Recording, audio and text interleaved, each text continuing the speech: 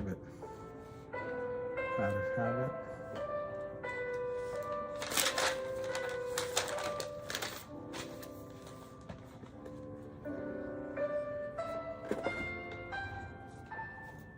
Hey, good morning, good morning. I thought you guys had gone. Basamo, Max. Let's do it live. Noblesse oblige. Pride, Omar. Dicato, Thomas. Happy New Year, Happy New Year. My holidays, Jay, have been boring, but sometimes boring is what does Cool Hand Luke say? Sometimes nothing is a real cool hand. Yeah, I would, this is your last, I forget the gentleman here who pointed out that I sound like everything that was ever said about AMC, but so hoping that's not the case here, but this is the last day where stocks are, if it's happening to the stock, are artificially suppressed because of tax loss selling. So it sometimes presents an opportunity to buy. Hey, Linda, Happy New Year. Nice hearts. Thomas Dubois. Hey, Simon, Eric. I've been missing them too. I just had some things to do which aren't related to this. And I also want these lives to be positive. And I was feeling that I was getting a bit negative. So,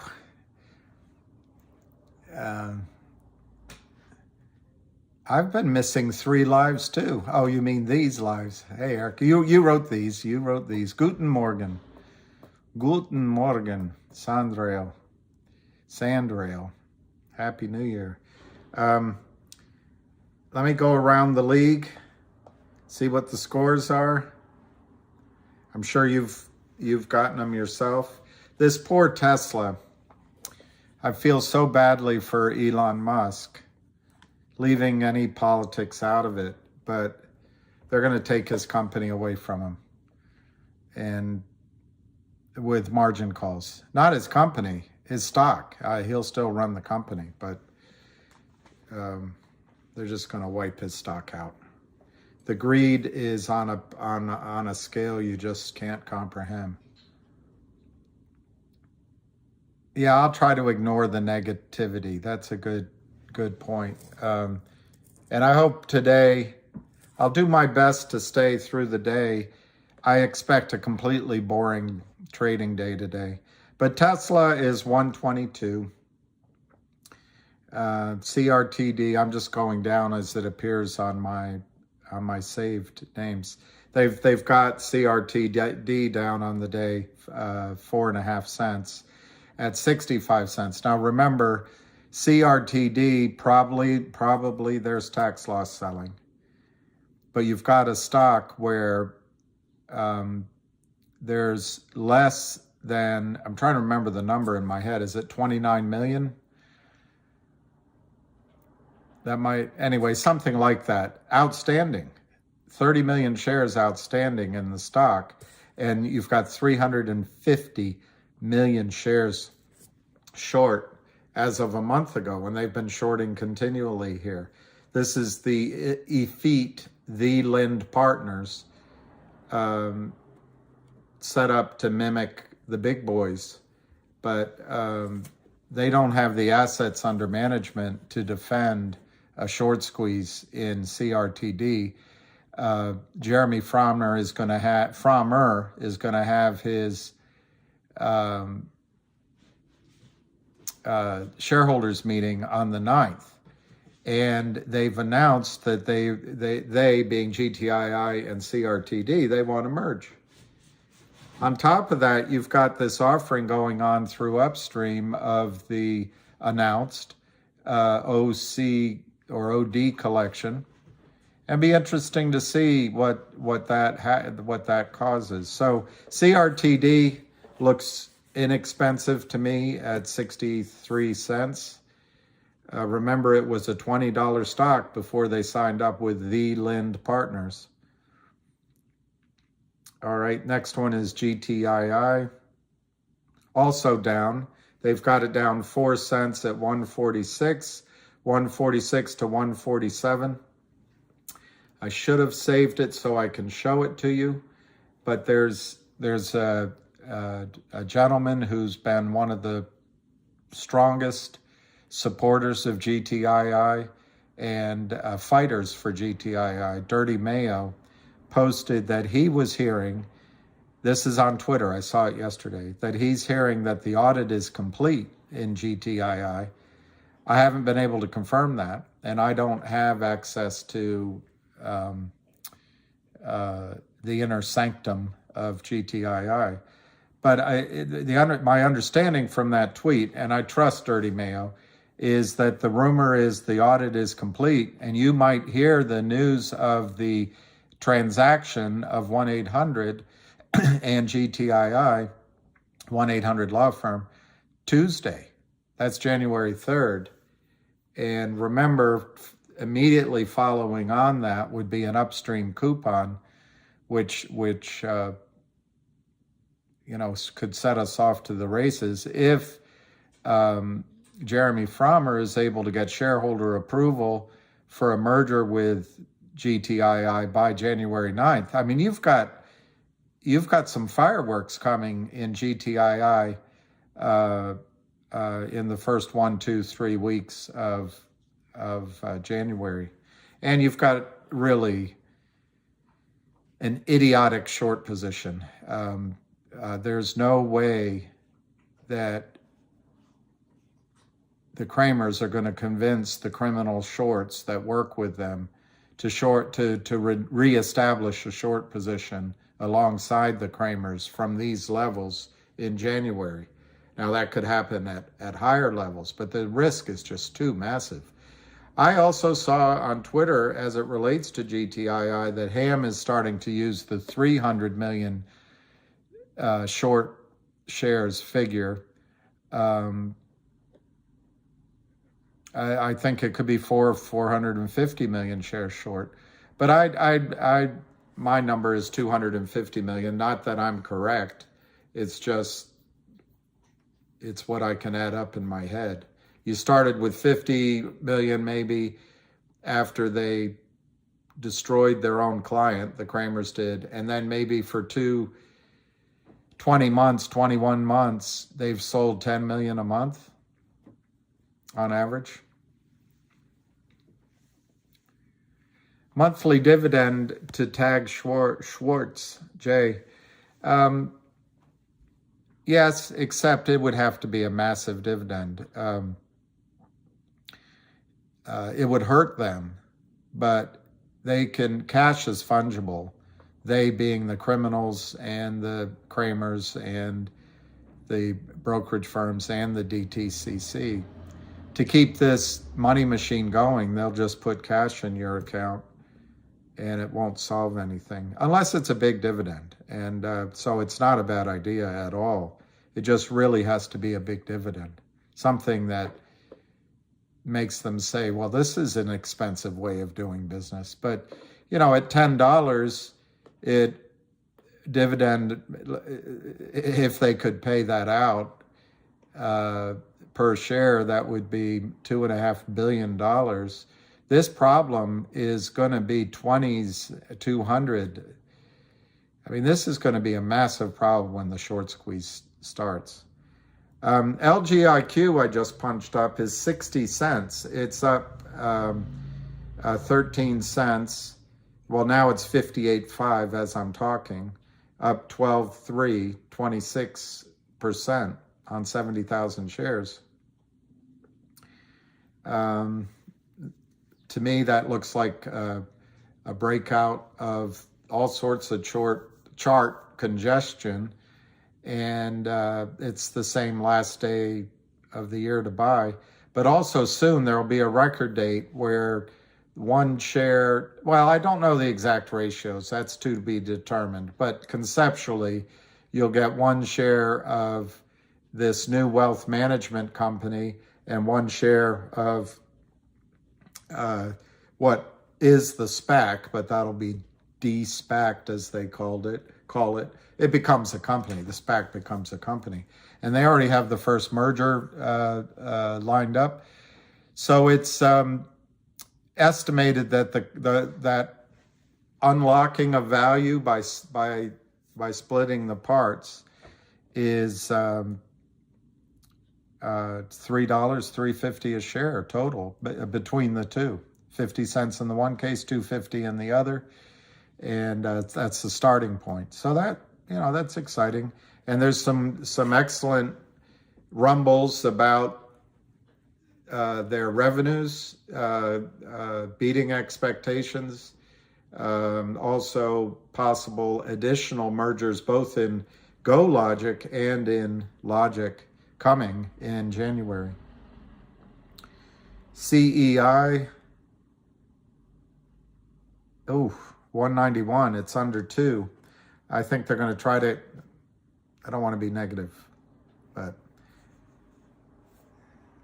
the 10-day clock, I don't know how it works on the NASDAQ to stay above $1. I don't know if that is, once it's for 10 days, that lasts a year or something. But I think the shorts, just in my knee-jerk way, I think the shorts are going to try to get that under 1. CEI, 191. COSM, 426, down 14. It's an interesting sideline, but people are concerned that CRTD is going to reverse stock split with bad consequences, similar to COSM. And I think we have to learn the lesson in 2022 that reverse stock splits do nothing to cause short squeezes. What happened in COSM is Mr. Greek, I forget his name, he was very smart for his company and for his own pocket, in my judgment. He can trade offshore. He got a slug of this company at 12 cents, did a minor, compared to the rest of his position, minor purchase at 60 cents. Stock went to 80 cents, maybe a little higher. And into the teeth of retail buying, short started shorting massively. And so Mr. Greek sold new stock to the short, so there's no short squeeze. The short shorted it down and are continuing to short it down. But Mr. Greek was able probably to trade in the dark markets offshore, which you don't have access to. I don't know that for a fact, but my guess is a lot of people were trading against you, shorting as it went up, trading, taking money out, and probably even the money that Mr. Greek put into the offering recently was money that he had gleaned from his trading elsewhere. I can't, that's just my opinion. But the facts are that COSM, into the heat of retail buying and manipulation by TD Ameritrade and the rest, not allowing people to trade, they being the shorts, whoever they are, were able to sell massive amounts of COSM before the offering. This is what shorts do. Then the offering comes, they give the company their own money that they've taken out of the market, and it destroys any short covering idea. I saw one guy, I copied it, he put up on Cosmo as his, I think I have it here, as his recommendation. I might have, I can paraphrase it if I can't find the exact words.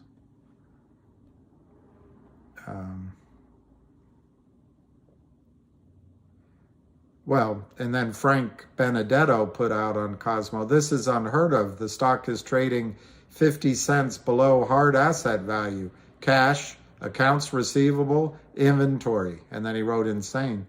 Well, I've seen stocks trade below their cash value a lot, and shorts do it. But also accounts receivable, that's not hard value. That's not hard asset value. Cash isn't necessarily hard asset value because it can be spent, it can be claimed by banks. You don't know what the situation is. Inventory is hardly hard asset value. I just think of a restaurant down by your corner store that was the hottest place in town. Think of all that equipment and all the inventory they paid $1.10 for. Now that it's gone bankrupt, people are paying 5 cents on the dollar. Inventory is not a hard asset value. So this is from somebody that doesn't have a full, hadn't thought his thought out completely. Let me see if I can find. Yeah, here, one gentleman on COSM put on Twitter, and this is a while ago, the stock was double the price from here, I think. This was on the 22nd, so you can look it up. And this was posted on the 21st. But he said, look, no new shares hit the street the other day, and the street was buying and selling. Okay. No new shares. Well, he obviously didn't know what Mr. Greek was doing behind the scenes. Now you have brokers needing to cover those orders with a smaller new stock pool and retail holding. P.S. Shorts can't cover with IOUs, and short interest is currently 321%. Well, this is also a misunderstanding of reverse stock splits. So I hope one of the lessons we can take into the new year, that when a company reverses its stock, this allows the shorts to go from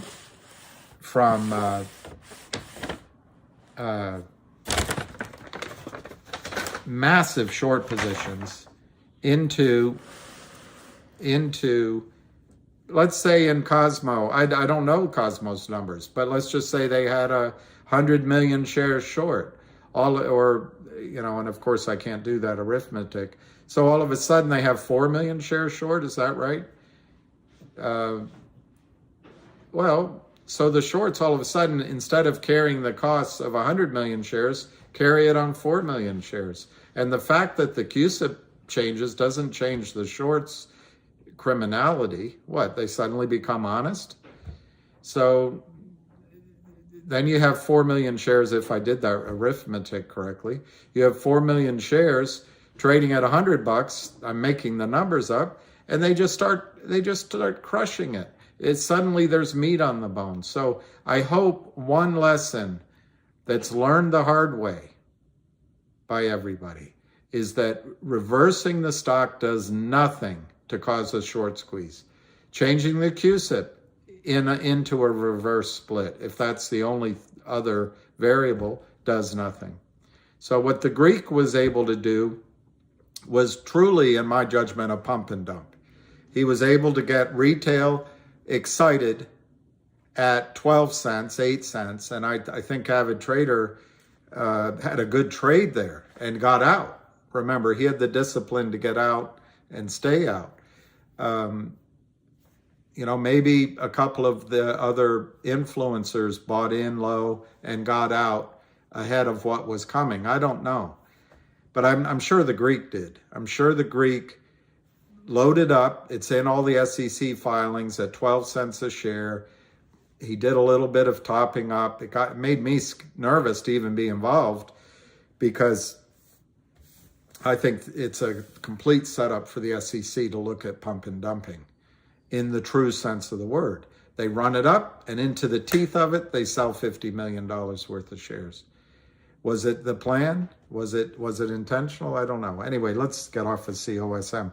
Now to go to CRTD, that guy has no intention of doing what COSM did. He did file for this huge reverse split when he was trapped.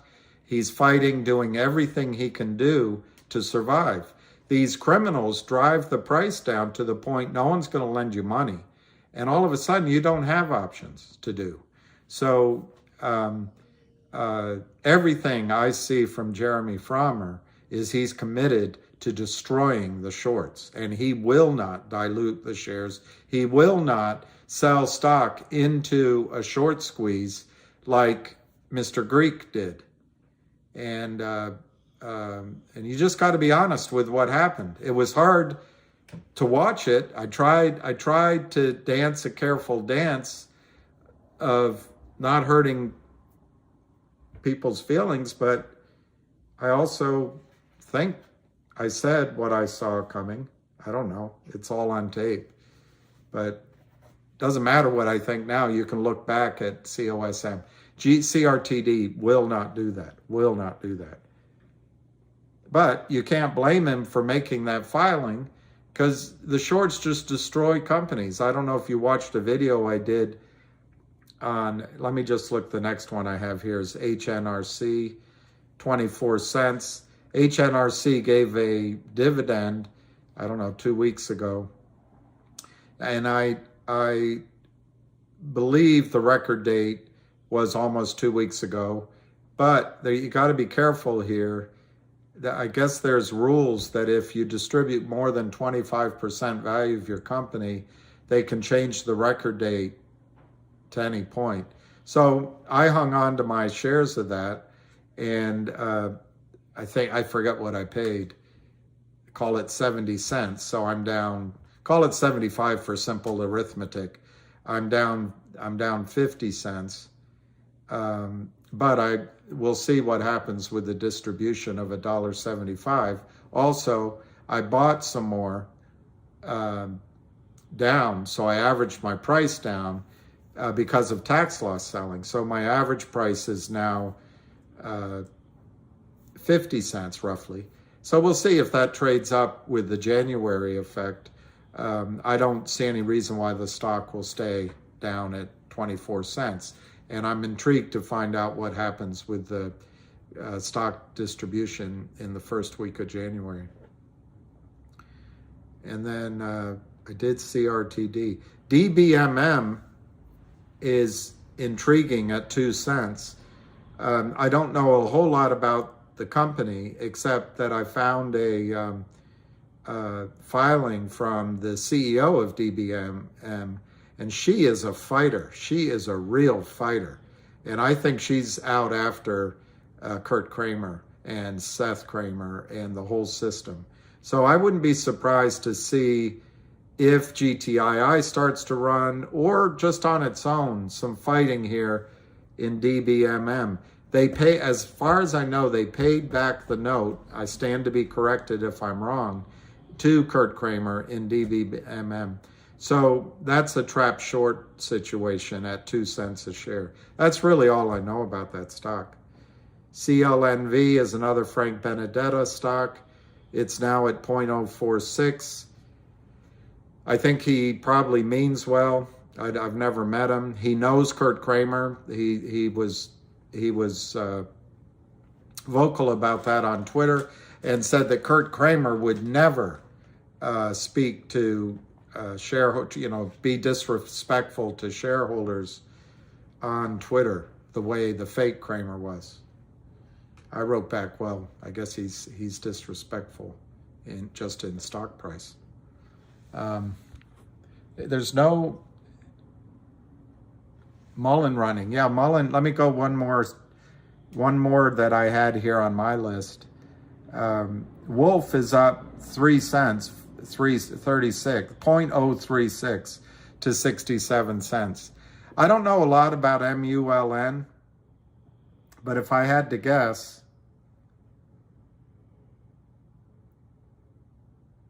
it's up 2 cents, almost 3 cents, Grace. So it's at 29 cents. And this guy, Arca, does really, and so does Avid, by the way.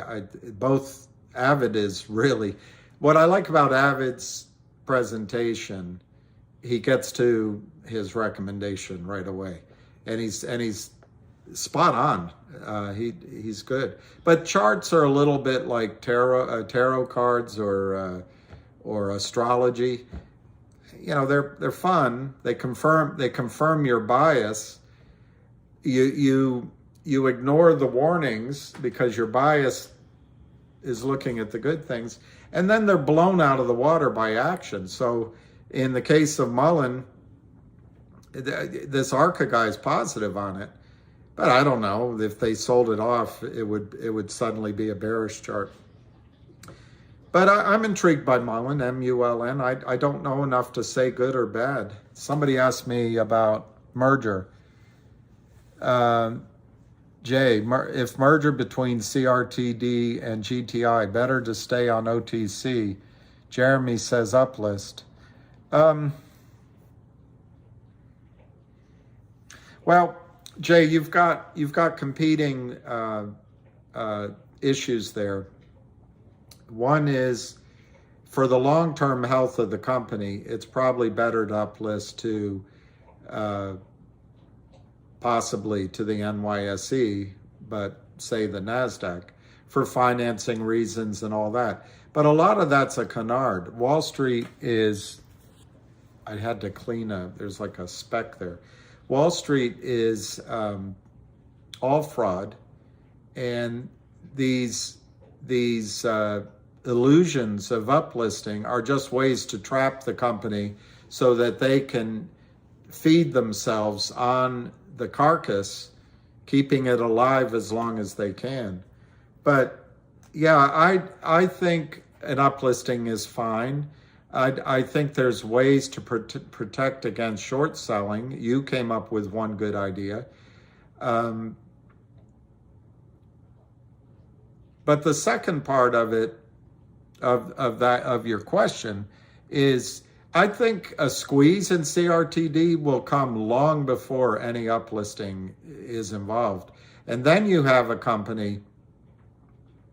And by the way, what if it squeezes and it goes to $3,000 a share? You've got a company with 30 million shares total and 350 million short, and you've got the flimsy group of pretenders at the Lynn Partners trying to keep it down. I don't. You could have a really big company in CRTD. Also, which I think that squeeze can happen before the effective merger with GTII. So I hope they agree. I would just do a 1-for-1, but you've got a lot more issues there to figure out. But I hope they agree the exchange of shares, regardless of what happens to the stock price after they agree, because the shorts will try to destroy the deal by destroying the stocks. Richard, Michael Burry got rich in Wall Street by betting against the fraud. If you read the book, watched the movie, Wall Street created fraudulent AAA rated mortgages, stuffed them in your accounts, your retirement accounts, German pension funds. Burry bet against that.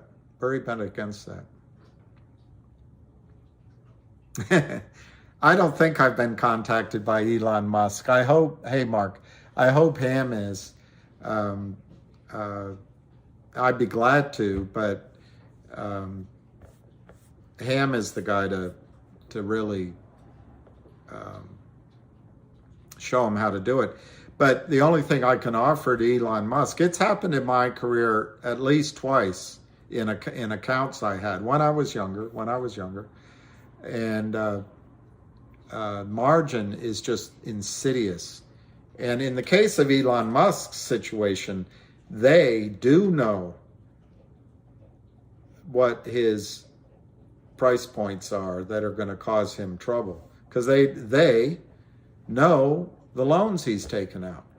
But in my case, no one knew who I was. It was just I had margin that was small when the stock's high, but when the when the stock price starts coming down, all of a sudden you're in a margin call. I didn't realize I have a nick in my jacket, so I guess that's goodwill. So anyway, they can take all of his stock from him in 24, 48 hours. Kathy Wood B. Richards, with all respect to Kathy Wood, she is a trend follower in my judgment. She has the unique characteristic, which I hope someday no longer is unique. I hope there's nothing unique about it, but she's a woman, and that attracts a lot of media and attention, which brings in money. But as far as I can tell, Kathy Wood has never made a prediction ahead of the crowd. She's always joined in on the crowd, and she's paying the price for it. But she has attracted, you're absolutely right, a lot of money under management. So she makes her money. I'm sure you guys all know this. They bring in assets in these big funds. They get 2%. I'm giving you what it used to be, 2% to management. So manage it. So if she has $1 billion under management, she's getting 2% of that is $20 million a year just to keep the lights on. And then as the stocks perform in easy money, there were 6 stocks. It was the S&P 6. You know the names, from Amazon to Facebook, whatever it's called now, and Disney. They had 6 stocks. The Fed was buying. They were all buying. So as long as they attract money, they all get rich under easy money. And it's hard to invest with people that are able to predict what's coming, get in early, like Michael Burry did. But I don't think Kathy Wood is an example of the integrity of Wall Street. I'm not judging her, but I think it's an example of the rot of Wall Street. She gets paid her fees just to manage your money. And then if there's profits following the crowd, she gets 20% of your profits. When it crashes, oh, who could see it? No one else saw it. No one could see it. It's just the shorts. She's just setting these stocks up to be shorted as well. It's not her fault. It's the system needs to get rid of Reg Show and get rid of the SEC or Gary Gensler. But when these funds collapse, do they give you back the money they took for their superior performance? No. They close the gates so you can't get your money out. They've designed them. They used to be designed so the manager had to get back to the level plus before they could start counting the 20% again. They don't do that. They just restart it. Or they close the account, close the fund, start a new one. It's all designed to make them rich. And if you get some part of it, you're really lucky. Hey, noblesse oblige. That's just all my opinion, but what's this? Sonny William, what's your thoughts on what's happening in MMTLP? Still no news. Is that a red flag? Still no Nextbridge shares. I couldn't find Son. I went in to many shops, and as you know, in the United States, we're not really blessed with toy stores on every corner. But I could not find fake aircraft. I swear when I travel, I see them everywhere. But in the last week, I couldn't find a single toy aircraft that I could bring and show you. So if you imagine that each of these cars is an aircraft, you've got an aircraft carrier that can hold 165 people, or let's say 165 million shares. Well, this lovely, I don't even know what the model is. It's a Dodge Charger. This little Dodge Charger has 165 million shares at AST, the transfer agent. So we know that whoever owns a seat in this aircraft, this Dodge Charger aircraft, is okay. They're going to get their next bridge shares. The problem is there's a minimum of 2 more aircrafts full of people, or cars full of people to get in. There might even be a third one. You might have, you've already got 165 of the private shares allocated through the transfer agent. So these passengers have their seat. I know it's hard. This isn't an aircraft, but if you imagine. But there might be 165 million once, 165 million twice, 165 million 3 times. It's like Southwest Airlines. They can't get you on your plane. So there's the problem, son, is they've got 1 share of the private company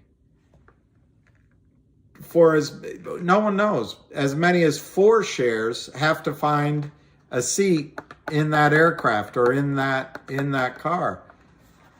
Well, how do you do it?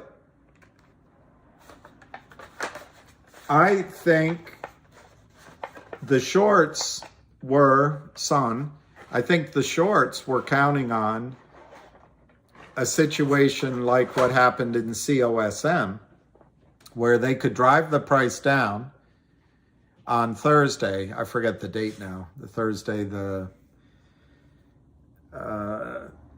8th, Thursday the 8th, they could drive the price down. That was the last day for you to buy, or anyone to buy, shares that got the record date for the 1 private share on Monday the 12th. Well, what I think the shorts were going to do was just churn it on Friday, just like they did with COSM. There might have been a lot of retail buying that they could burn. There might have been some short covering. And then on Monday, churn it. They'd have a lot of cash. The price would close even lower than the $3. And they could go to the brokerage firms and say, hey, closed at pennies, we'll settle it. That's some variant on that is what they always get away with. Look what they did with Cosmo. They were trapped, but not because of the reverse split. But there was buying in the stock. It went to speak in post-split terms. On that Friday, COSM went to $22, $23 a share. And into the teeth of that, Cosmo said, hey, and the short said, hey, we got cash for you. We can give you 50, whatever it worked out to at the end, but we can raise $50 million and we'll take our fees out. You'll be left with 33 or 38 million. And we get rich. We already are rich and we solve our problem. There's no discovery. And it's just the retail clients, and they're just going to maybe focus on something else. And we'll give you your stock at $11.50. We'll give $11.50 to you for your stock. It's trading at 22, but the Greek says, great, let's do it. It's higher than my 12 cents. It's better than where the company was a month ago. So that's what I think the shorts were trying to do in MMTLP. These aren't thinkers, the shorts. They're just lugheads. They have a system. They wear nice suits. Maybe they have a hot wife or a hot husband. They live a life you can only dream of. But it's because they have a rigged game. They wouldn't put this much money at risk unless they knew the game was rigged. So anyway, son, in the face of that, FINRA blinked. And FINRA, I know everyone thinks FINRA helped the shorts. And I'm inclined to see that side of it as well. But I think what happened is the brokerage firms, remember the SEC gave its approval, I think, about a week earlier. And then FINRA had to do this final approval, which they gave out on either Wednesday night or even Thursday. And brokerage firms were like, what the heck? Because you've got a bunch of young kids back of the offices and computers. And most brokerage firms now have all the risk is out in the prime brokerage arm, and the trading goes on in these buddies hedge funds. So they make their money with stock loan, fraudulent shares, trading, lending, margin, but it's all off the books. So inside the brokerage firms are just kids, computers, automated systems. They've never seen this before. And the system is set up so that it's on in your account. You can only have an electronic share now in your account. That's all you can have. You don't know if it's real or not. And the system realizes you're not going to ask for your shares. So we can expand it. We can make it 10 to 1, 100 to 1. Because no one's regulating us.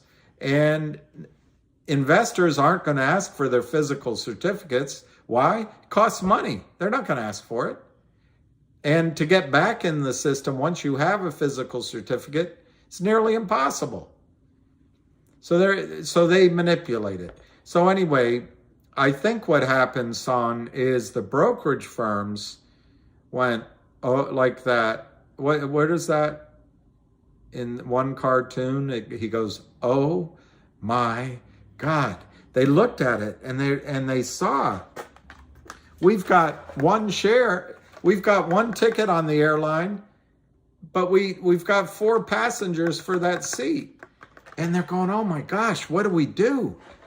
And I think the brokerage firms, not the prime brokers, the broker dealers, called up FINRA Friday, Thursday, Wednesday, Thursday, Friday morning. You've got to give us more guidance here, because absent a ruling from you, you just approved something where there's one private share for four passengers, one private share for 4 shareholders. We've never seen anything like this. And we will, as a broker dealer, we're not going to buy in these 3 shares without guidance from you, FINRA, because the liability here, the liability on the legal side and compliance side is massive. So FINRA, we want you to make a ruling. We're not doing anything until we hear back from you. I think that's what happened. So Friday morning, FINRA, run by a guy named Robert Cook, maybe. And then there's this, anyway, it doesn't matter. Younger people, they don't have experience, but they're all from academia and the legal side. They have never traded. They've never had money at risk. And they look at this, and one of them's from Goldman Sachs. She still works at Goldman Sachs, a lawyer. They look at it, they said, freeze trading. Now, that solved their problem from a legal standpoint in the very, very, very short term, son. It stopped trading. So the shorts had gotten the price down from $12 to $3. So to legal minds, that's the value. Because to a legal mind, if it's worth more than 3, buyers would have come in. Lawyers have no imagination, no imaginations. Great memories for case law, but zero imagination. They cannot enter into their ordered mind the fact that the stock was traded down illegally, because it's not in evidence. They cannot accept it. It's not in evidence. So therefore, okay, nice intellectual argument. Let's go with what we see. It closed at 286. That's what the lawyers see.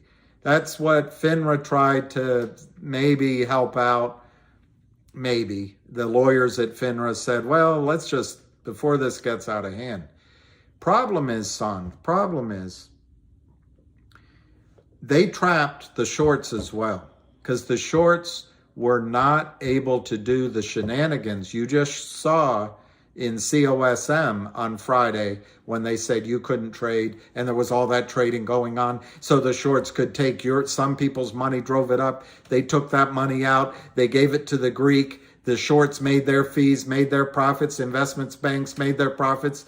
The Greek went from having a bankrupt company to have a company worth $50 billion in contracts around the world. And he made himself $50 or $100 million, whatever it is. All that activity they were counting on doing in MMTLP, the shorts were, along with the criminals. Well, guess what? FINRA stopped that trading. FINRA halted trading, not only for you, but for the criminals. So that was Friday and that was Monday. Well, as they looked, the system as a whole knows that they have one ticket for 4 passengers. They know it by now. They know it. Now, they all have lawyers involved. And lawyers charge a lot of money. Lawyers went to law school. You didn't. So lawyers deserve to make a lot of money because you didn't get into law school. And the lawyers have to teach each other how smart they are. And they have to get into the legal theory. I guess that's where their imagination goes, into legal theories. And so then they're going to each retreat to their corners, build their cases, and this could be the next Peter Angelos with tobacco. Well, that's a disaster. Going down that road is a disaster. But that's what's happening right now. Each of the lawyers are charging their clients and building up their case, showing how indispensable they are, how brilliant they are, and how they're girding their loins to fight the rest of them. The problem is the shorts got trapped. The problem is not you. The shorts got trapped. The shorts have as many as 500 million shares to cover, where there's one share, 165 million shares already allocated for in the private company. That's the people that have the private shares, they're taken care of. But there might be 500 million shares out here or more that the shorts didn't get out of. So I submit to you, Son, that it's possible anyway that FINRA panicked because they've got a bunch of academics and legal wimps, and they're trying to control the system, and they don't really, this. I pick on her because she was so proud of herself, Jessica Hopper. She caught 2 young entry registered reps. They had to pass the Series 7. She caught them cheating on the Plano exam. Wow. Out of the hundreds of thousands, 2. She made a big press release. 2.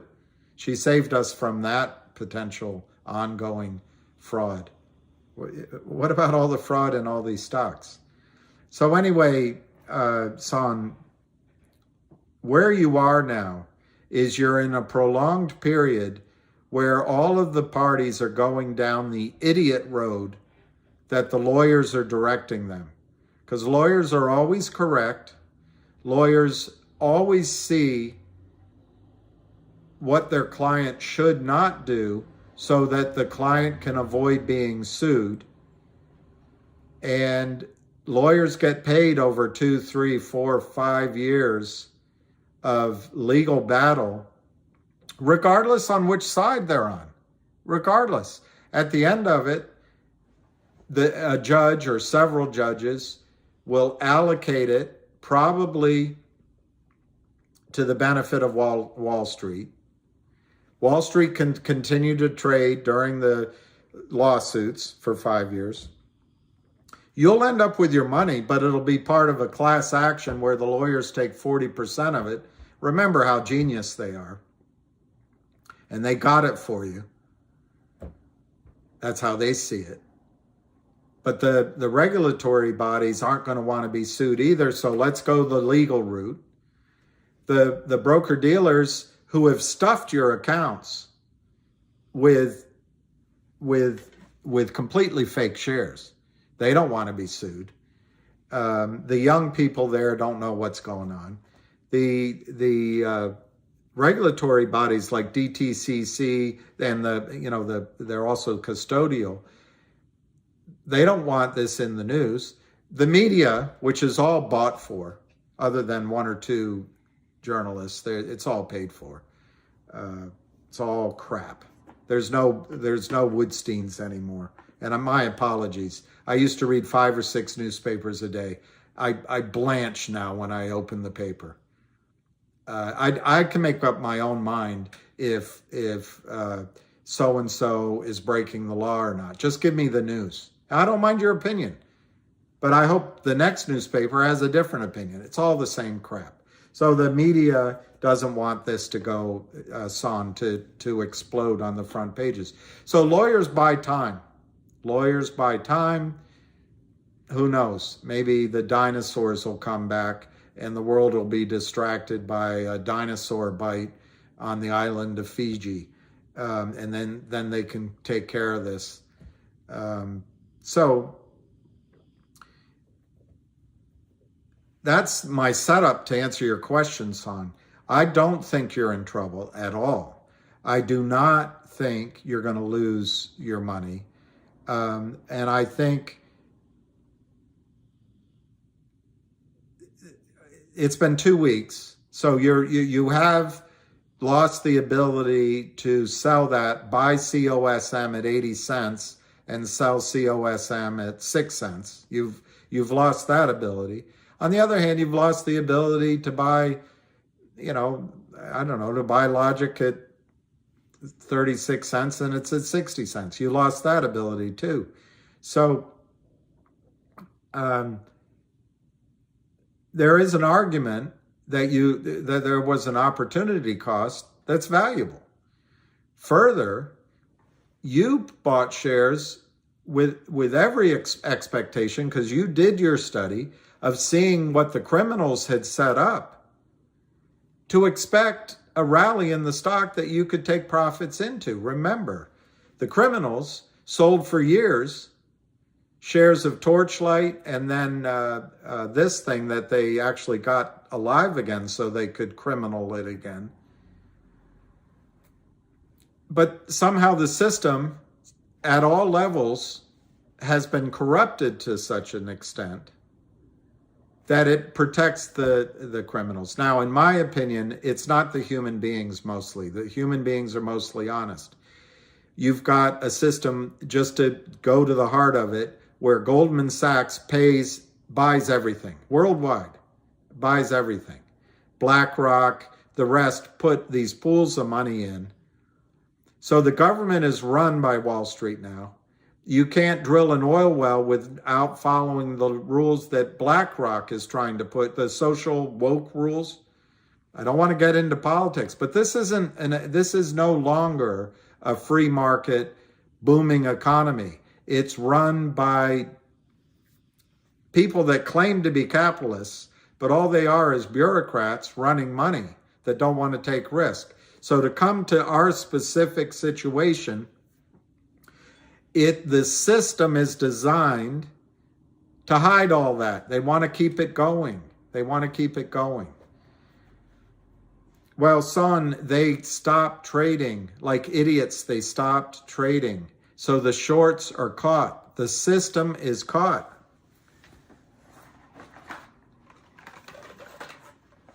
If, just give me sake of argument, the shares in the new company are worth $100 a share. Well, everybody that owns shares in MMTLP and were fortunate enough to have AST record their shares in their name, because you can't do that in the system anymore. You used to have type 1 and type 2 in your account. Now in the system, it can only be recorded as Goldman Sachs shares or Morgan Stanley shares or Fidelity shares. So there are people that have $165 million worth of the private company, and that's there.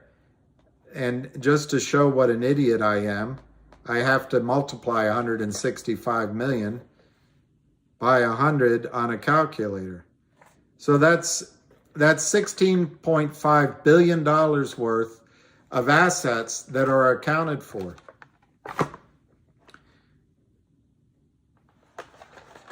But there might be 50 billion people like yourself, like me, who legitimately purchased through a legal contract, through a broker, and settled as much as $49 billion worth of the private company. The system has no way of delivering that 49 billion.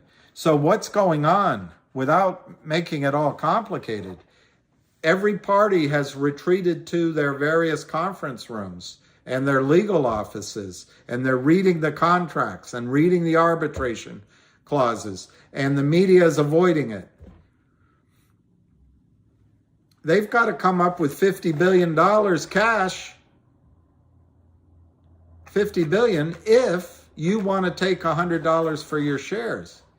But the fact is, those shares might not be worth $100 a share. They might be worth $500 a share. And you're going to say that's insane. Well, that's the number that the big boys have put on Twitter, that they won't start selling their stock below. So if you had 500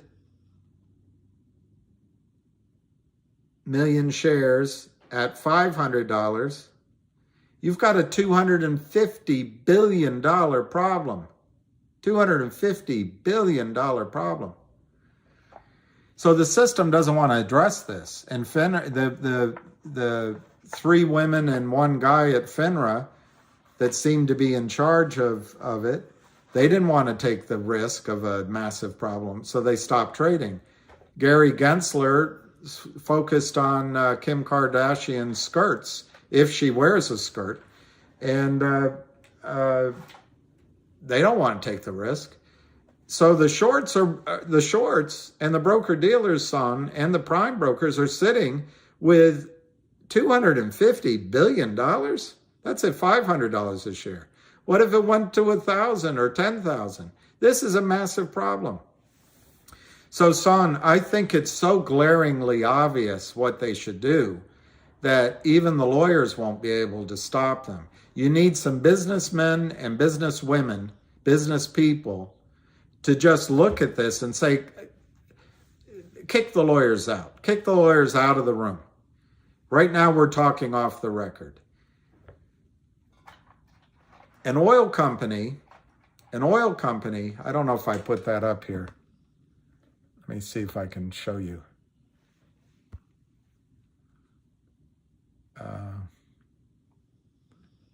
I might have it.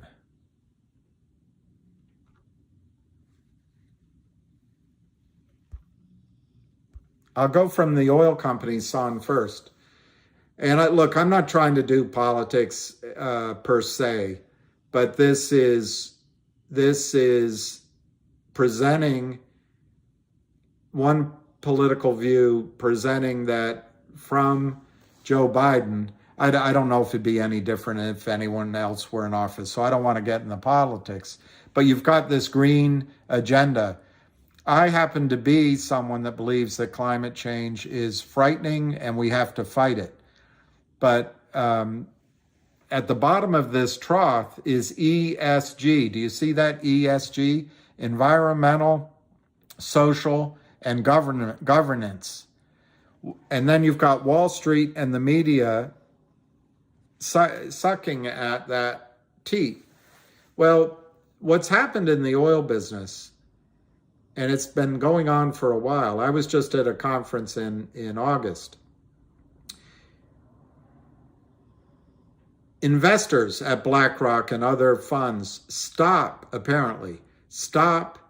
the value of reserves in 2035 or 2040. They pick a number because they assume that we as a country and world will have transitioned away from oil and gas. Coal is the one obvious one, just leave it in the ground. And so they give no value and no money's being raised. And if money's raised, there's two ways of raising money for a smaller oil company. One's in the over-the-counter markets, like Torchlight did. Well, then they get slaughtered by Veland Partners, by Kurt Kramer, by Yorkville. They get slaughtered. They get destroyed. And men, mostly, there are women, but it's mostly men in my experience. When there's a bull market going on in oil and gas, the conferences are full of women, but the rest of the time it's mostly men. I don't know what it means. Just something about the risk reward and the depressing years of want. It doesn't attract women to the scenario.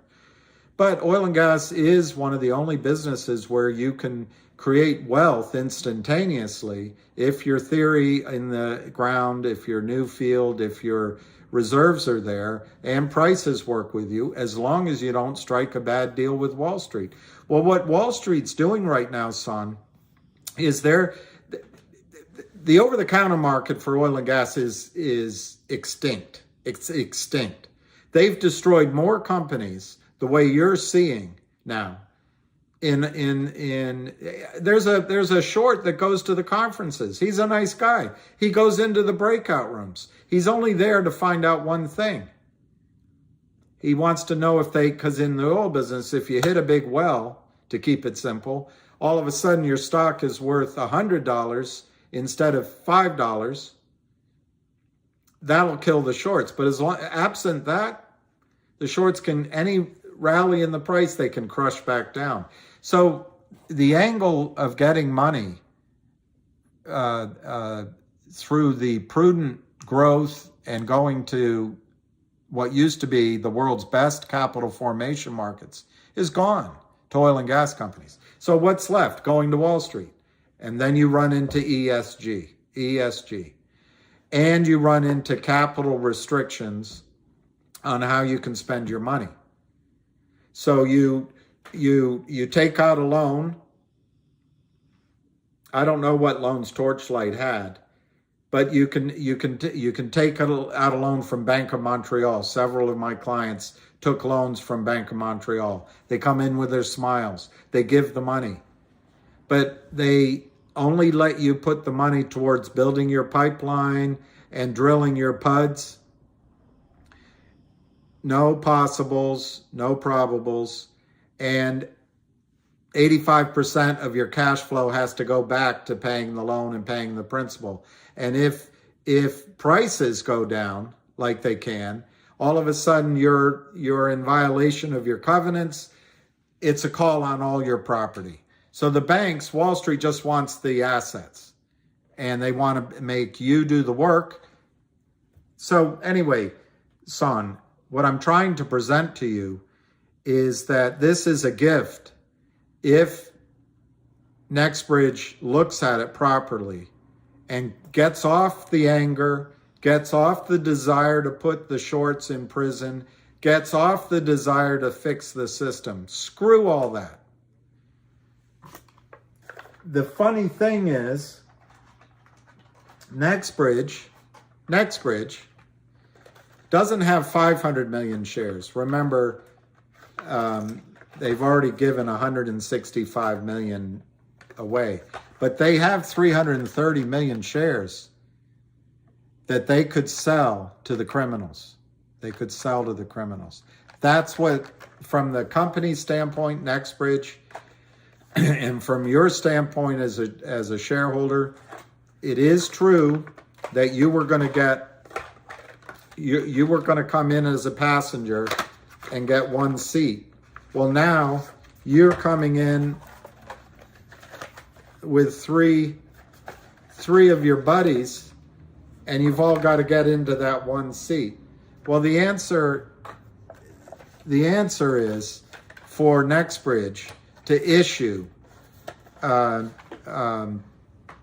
260 million shares, newly issued shares. So it changes the formula that you were expecting. You were going to get one share into one share. Now it's going to be three people into one share, or to put it another way, you were expecting 1/165 millionth of the new company per share. You're now going to get 1/500 millionth of the new company per share. So how do you adjust for it? In my opinion, instead of $100 a share, you make it $300. That adjusts for your penalty. And you throw in $100 for the lawyers. So that's a big number, still a massive number. It's $200 billion, $200 billion. That's what I think NextBridge should be willing to do. Sell, it's not actually 200 billion because it's not it would be 165 times 2 times 4. Well, anyway, I can't do the arithmetic quickly, but it's a lot of money. You would take, it would only be 2/3 of the stock would be sold at $400. Yours was already sold at whatever you paid it for it. But the value, because all of this was being done at 400, the value of your stock would immediately be 400. So it's a big number. Anyway, that is so blaringly obvious to me that that's what NextBridge should do. Why? They avoid all ESG. They don't have to, they can be a huge oil company that doesn't have to follow BlackRock's environmental rules, social rules, or governance rules. It's massive freedom. They don't have to follow any of the covenants in a bank loan. They don't have to be told, you can't go drill those exploratory wells. You can't go acquire those properties in Colorado. It is just wonderful for NextBridge if they would just get away from the fight and say, this is what we'll accept. Okay, what's in it for the shorts? The shorts avoid discovery. But I think the shorts will still be prosecuted. Maybe. Because do the shorts have $400 a share? I'm not sure they do. What's in it for the broker-dealers? They're just a pass-through. They're just a pass-through. They cooperate. They give all the information. They say, hey, our systems failed. We didn't realize this is going on. But they probably have to put some money in the kitty. So I would think the broker-dealers have discovery, but they claim innocence and they buy their way, they put some money toward the $400. The shorts put all they can towards the $400 and they go bankrupt.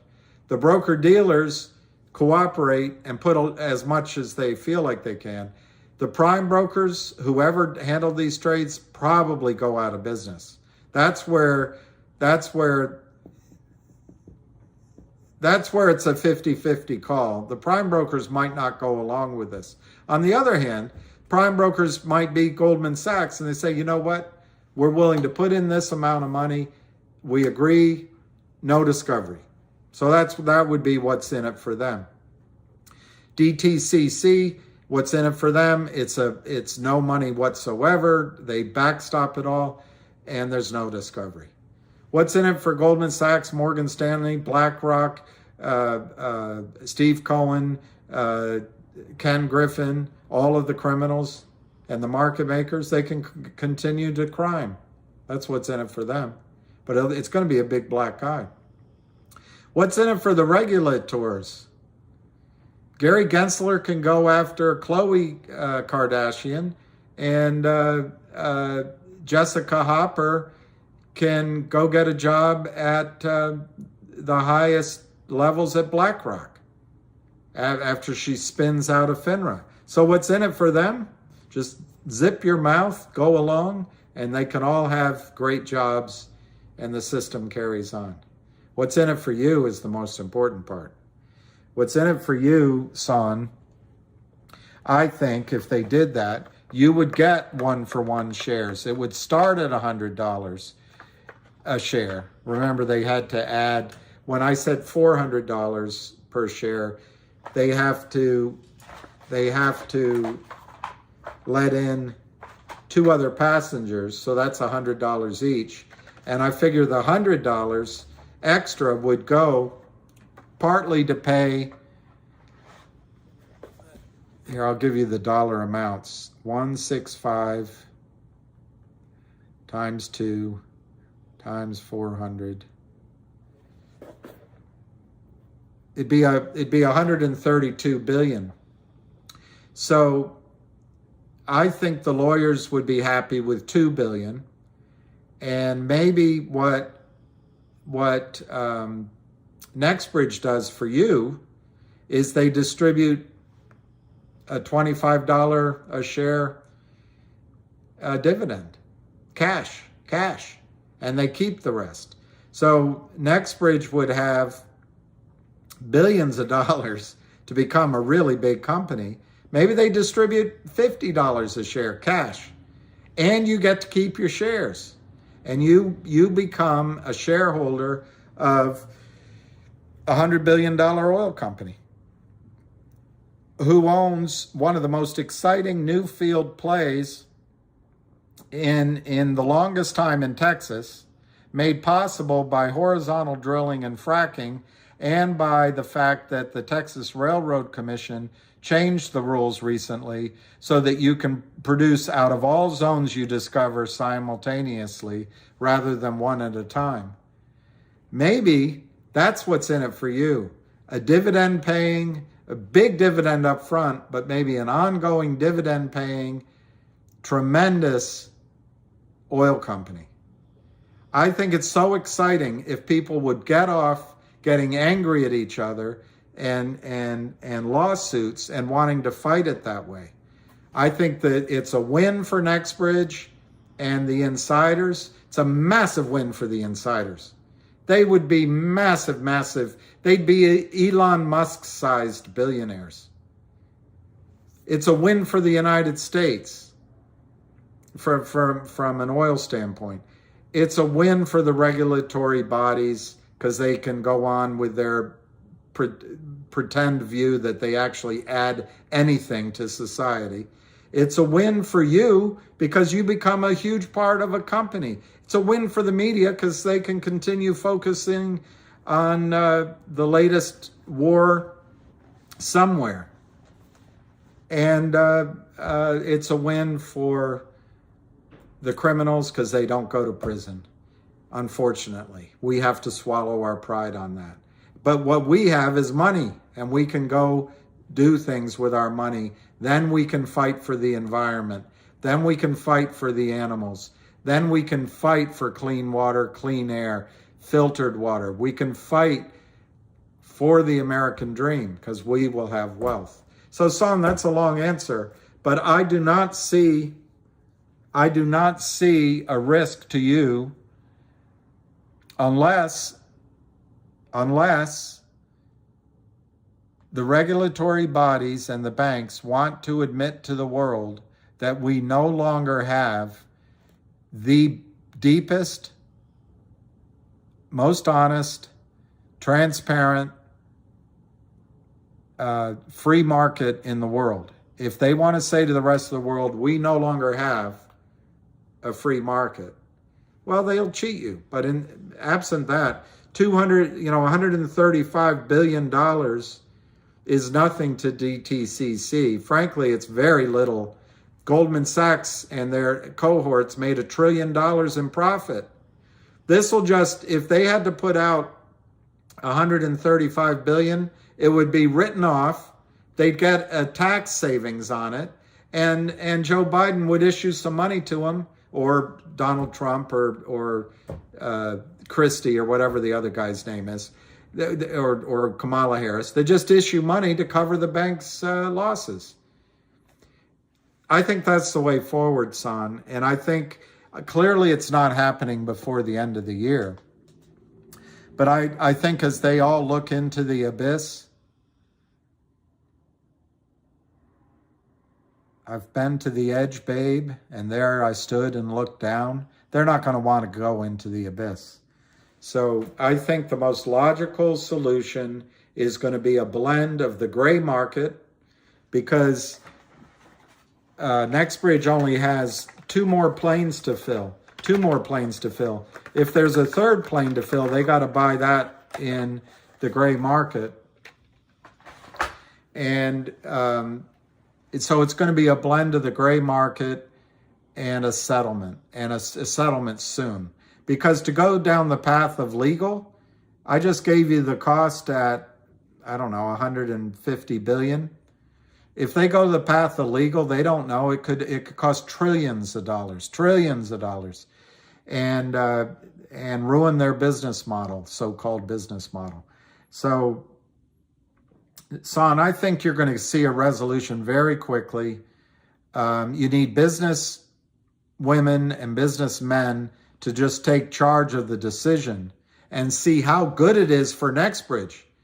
It would be brilliant for NextBridge and its investors to do this settlement. You need the lawyers on the side of the criminals to say, oh my gosh, for cash, we could avoid prison, discovery, and we could keep criming. Okay, let's do it. You need the broker-dealers to realize we want to stay in business, we'll cooperate, and we'll put up some money, and we'll fix our systems. And we get to move on. And you need 1 or 2 of the prime brokers to be executed probably, but the rest of the prime broker system with the DTCC behind it, realizing that $150 billion is cheap to walk away from this. And they all breathe a sigh of relief.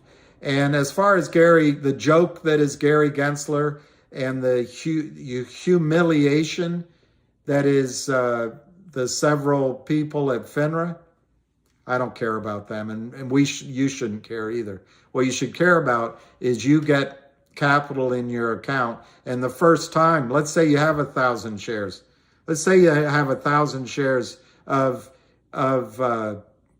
MMTLP. Imagine getting $100 a share worth of stock plus a $50 dividend. You have 50 grand in your pocket. You have a stock worth 100,000, and you're part of a company that goes on to become one of the best oil independents in the United States. I just think it's so obvious, son. But instead, everyone's getting into the minutia of this rule was violated, that rule. Oh my gosh, the regulatory bodies cheated us. I think you just got to get over that. You didn't learn anything new. You know, I had a girlfriend, really I did. And, you know, she liked to go out on town. I loved her, you know, but cocaine and parties and drinking drew her away. And one thing that comes with cocaine is sex. So she was sleeping with other guys. But she loved me. I broke up with her. It hurt. God, it hurt. I was really young. And then she wanted me back. We got back together. And, well, it happened again. And I was broken again. And I'll never forget. My mother said to me when I asked her, she said, well, did you learn something new? No, I didn't learn anything new. You didn't learn anything new. That Gary Gensler is corrupt and that Jessica Hopper and the other two lawyers, the one from Goldman Sachs, don't know what they're doing and they're captured. You didn't learn anything. Maxine Waters blows kisses to Bankman fraud. You didn't learn anything. So let's get off of that. Let's get off of mothers. After all, I can't finish that. Can't finish that joke. Let's just forget about that. We got to get a moral victory here. Let's forget about a moral victory and we're going to drive the stake in the heart of the system. Let other people worry about the system. What you should be worried about is that the investors here come to a settlement with NextBridge, with the criminals, and with the system that gives you a lot of money, valuable shares, and a stock that could be one of the home runs for the next decade. And what works in your favor, if this idea is bought, is the three insiders. The one guy came on this call, Sam's my name, a number 2 shareholder. I don't know if he just came for one time. But you've got Berta, you've got Greg McCabe.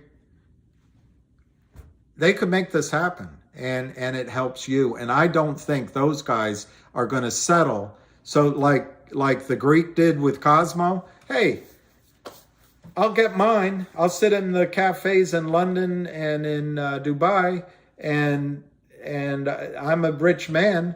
The retail, there's news coming. Hey, there'll be some news coming. Oh, I can't believe the stock's trading underneath its hard asset value. Oh, we did everything we. The insiders at MMTLP are not the Greek, and they don't have anyone working for them that's selling you the canard that a reverse split and the shorts are being squeezed and it's not that situation. So son, I know I should have just done a video on it. I was going to this morning, but I decided to go live instead. But I really want you to stop worrying about MMTLP. If the gray market calls, son, if a panther calls, don't answer. That was Ogden Nash. I really wouldn't accept an offer from the gray market. I just wouldn't accept it. I'd be polite. I'd give my reason. But unless it was a big number, and I don't know what that number, each of you have your own idea. But at this point, I think just getting my private shares, which is you're entitled to, is what I would ask for. That holds open, I'm not a lawyer, but that holds open all your rights in a class action, in a lawsuit, in anything the big boys do down the road. But rather than girding for a battle with lawyers all around, a businesswoman has to step forward and say, guys, we have to settle. It makes sense for everyone, and it will be cheaper for everyone. So, son, I think that's what's going to happen. I don't know how long it's going to take. I don't know if it's going to rob you of other opportunities to make money.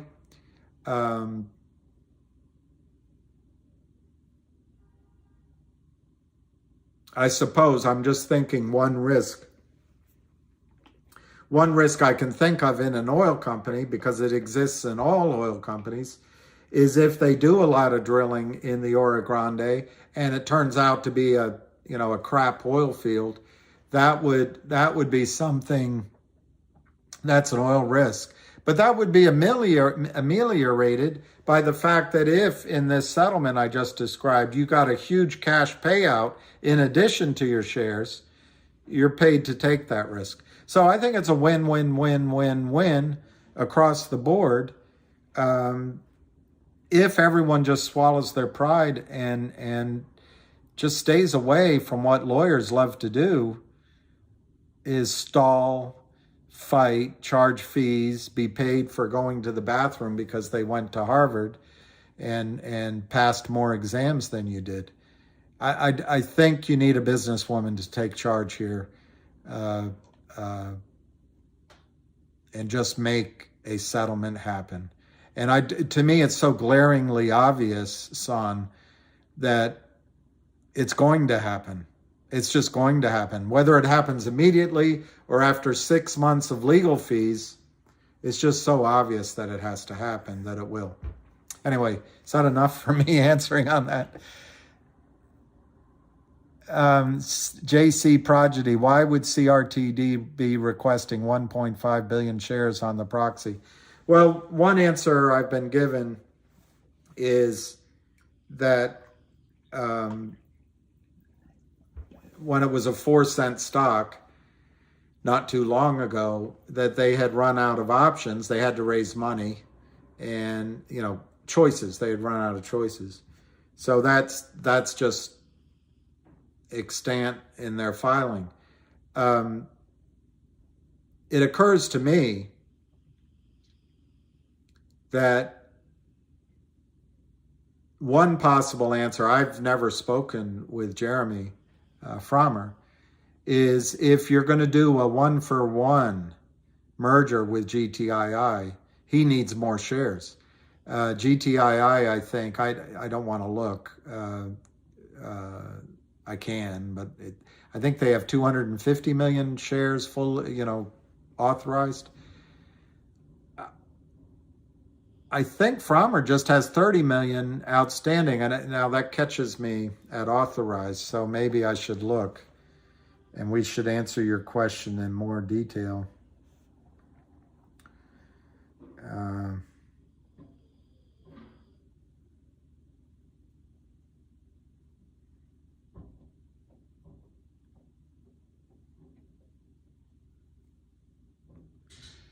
Okay, CRTD. You hit statistics.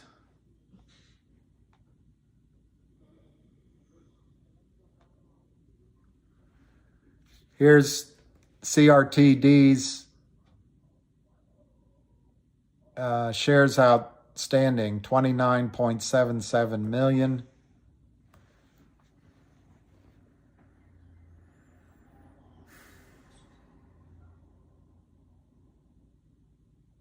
Unbelievable. I don't see the authorized shares here. So let me go to GTII.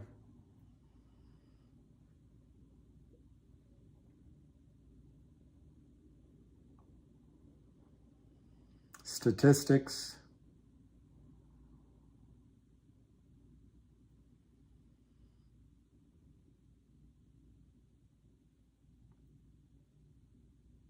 Yeah, GTII has 259 million shares outstanding.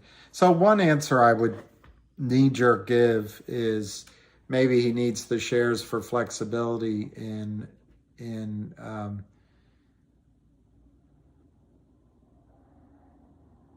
if it's 250 million to 30 million, maybe GTII doesn't want to take that ratio. So he may need more shares to make that merger. But I can assure you that he does not want to do what COSM did to you.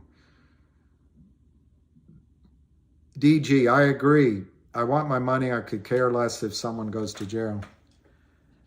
Noblesse oblige. I don't know what a bracket is. I've probably made that clear, but my targets for CRTD, and I've realized, I guess it was some of the boo birds that come on and make it that difficult, but I realize that not everybody understands the context that I'm making these targets in. There's essentially 3 or 4 ways to invest in a stock. One is just to buy it and put it away for the rest, 10 years. Just invest for the long term and do nothing. The other way is to trade it actively all day, in and out, in and out, in and out, when the charts tell you to. And the third way is a mix of those two. Obviously, you could buy it and then trade it, try to get back in.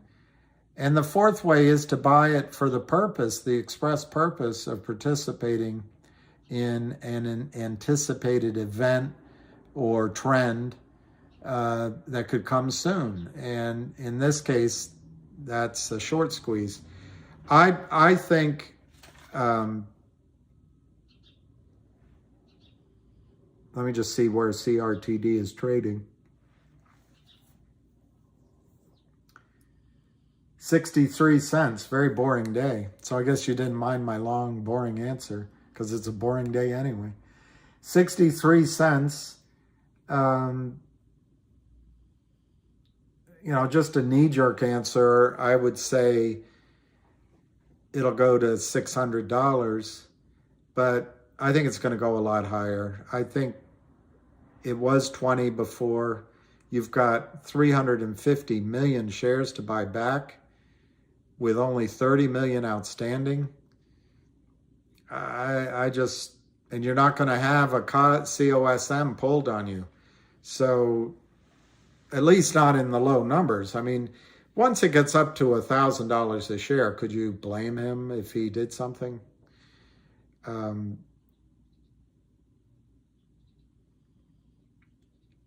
Let me look at a chart.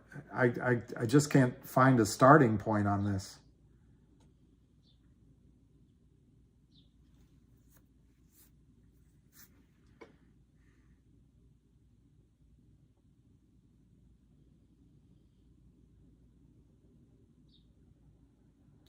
Well,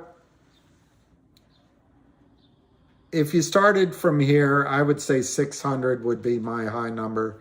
But if you were to allow for a breakout sort of in the $12 range, which seems $12, $13, $14 range, which seems to be where it was trading quite a bit 3 years ago,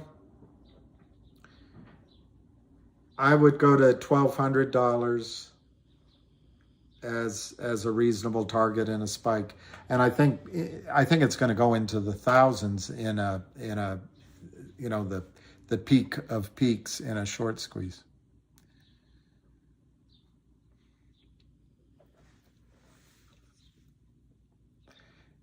Tim Casey, I firmly believe this was their plan: settlement of far less and giving us what we already paid for, and then we are to act grateful. Exactly, Tim. And that's what B. Richards, no, but I can.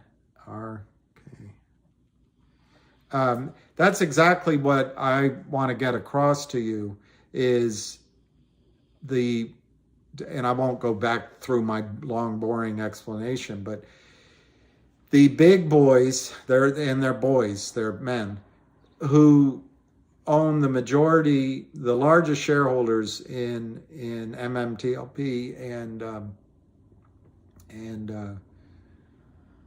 NextBridge by definition, are with you. They're not going to sell out. And so you shouldn't either, I don't think. And I think you should preserve your rights. If I'm on a taped phone call, I'm not a lawyer, but I would say, I would say something like, I'm just talking out loud. These are just my thoughts. I reserve all my rights. I would say that a couple times. I reserve all my rights. I'm just responding to your question. I'm asking you some questions, but I reserve all my rights. And nothing I say is binding on me in any way whatsoever. I'd say something like that. Until, if you want to sell, then you got to bind yourself. You have no choice.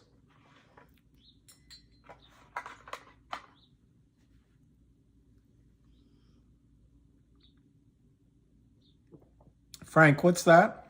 Frank McLean, M on T212 NXB shares are now there, they say yesterday. I don't know what T212 is. Let me look. I looked this morning for myself, and did not find any T212.2. Hey, Nick Jeff. No, Nick Jeff, today isn't the last day for a GTII squeeze. It could, but it's not the last day for it. No, it's not the last day. Looks like they're going to get it through to next year. What I think will happen with GTII is they've managed to get it to close much lower. You know, we had GTII ready to squeeze. In my judgment, it was ready to go. Fidelity was paying 1,000% to borrow shares. They were calling around.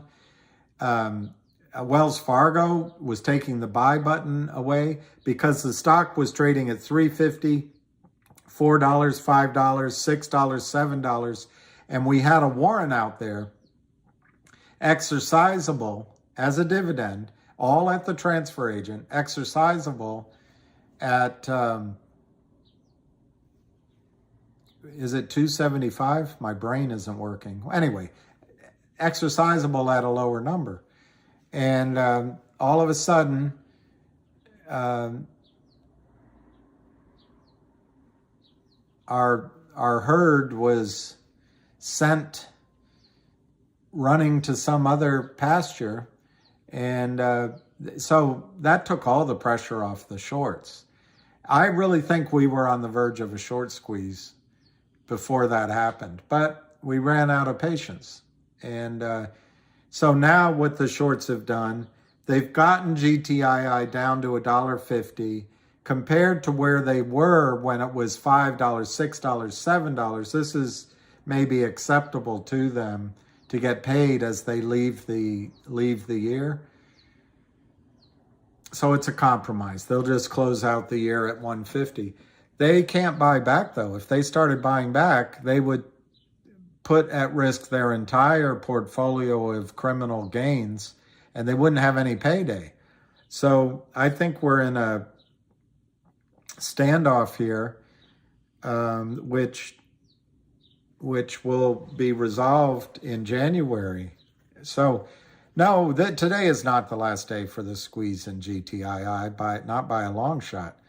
And I think the pressure will be on the shorts in January in GTII, not only because there's going to be formidable news announcements potentially.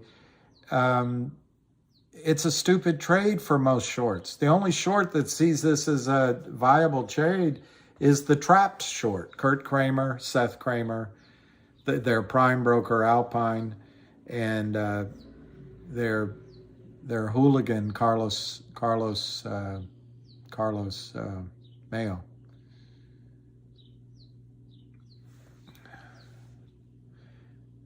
Abu Razik, ever precise. In your opinion, you think, when will we hear from the 1-800 law firm, today or next week?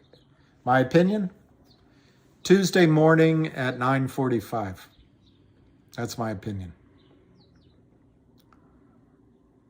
January 3rd at 9:45 a.m.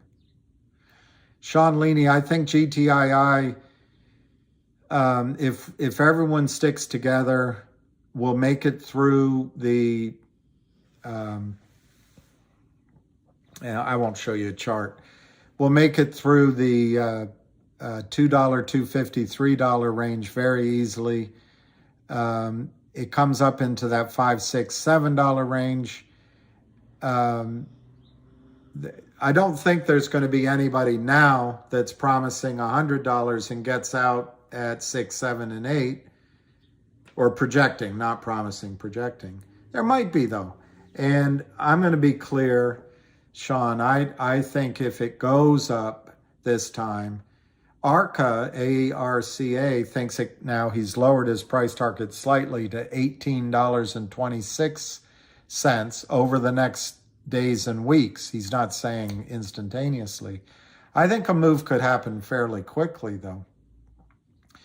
But if it gets into that 5, 6, 7, 8, 9 range, 8, maybe goes to 18 like he's saying, and he's pretty convincing when he's talking about it. I think that each of you should try to take a little money off the table on the way up because of the just absolute stress I've gotten as feedback. It's a lot. There's a lot of anxiety out there. And remember, the shorts have 3 goals. 1, they don't want you to buy the stock. 2, they want you to sell when they sell it down. And the third goal is when it goes back up, they want you just to say, oh, I got my money back, I want to get out.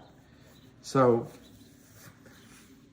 there is an aspect of that in my advice right now of just, if it rallies, take some money off the table so you're not under so much stress. But having said that, I think anything that makes the stock go to $18, makes it go to $180. I don't know how the Kramers are still standing. I don't know how Alpine Broker is still standing. I'm not sure they are. I think the short attack that happened in GTII was an opportunistic one. Anybody with a Twitter account saw that our fearless leader said sell, move to Cosmo, and then there was a lot of anxiety expressed, anger expressed. So just a fact, not trying to blame anywhere, and maybe a good trade. I just don't want to get caught up in that. But the aggressive jackal shorts, the hyenas came in and they just attacked. And they might have done it on behalf of Alpine Prime. They might have done it on behalf of some bank or the 6 or 8 clients that back the Kramers. They might have just said, we're taking over here, we're going to run it. And they drove it down. They tried everything they could to get it down. And it worked for 3 weeks. And it was painful. And it could, maybe they could put the band back together in January. I don't think so. So my point on that is this time on the way back up, they added in the last 30 days, I did the arithmetic. They added something like 16 million naked short shares to the bonfire. But during the first couple of weeks of the panic attack and the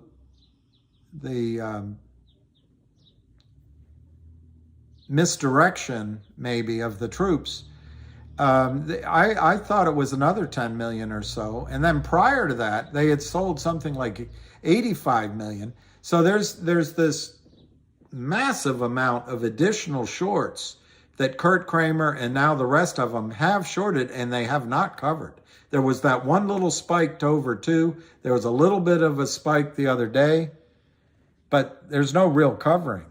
So the short position is gigantic. It's big league. And so to me, $9 didn't trigger the margin call.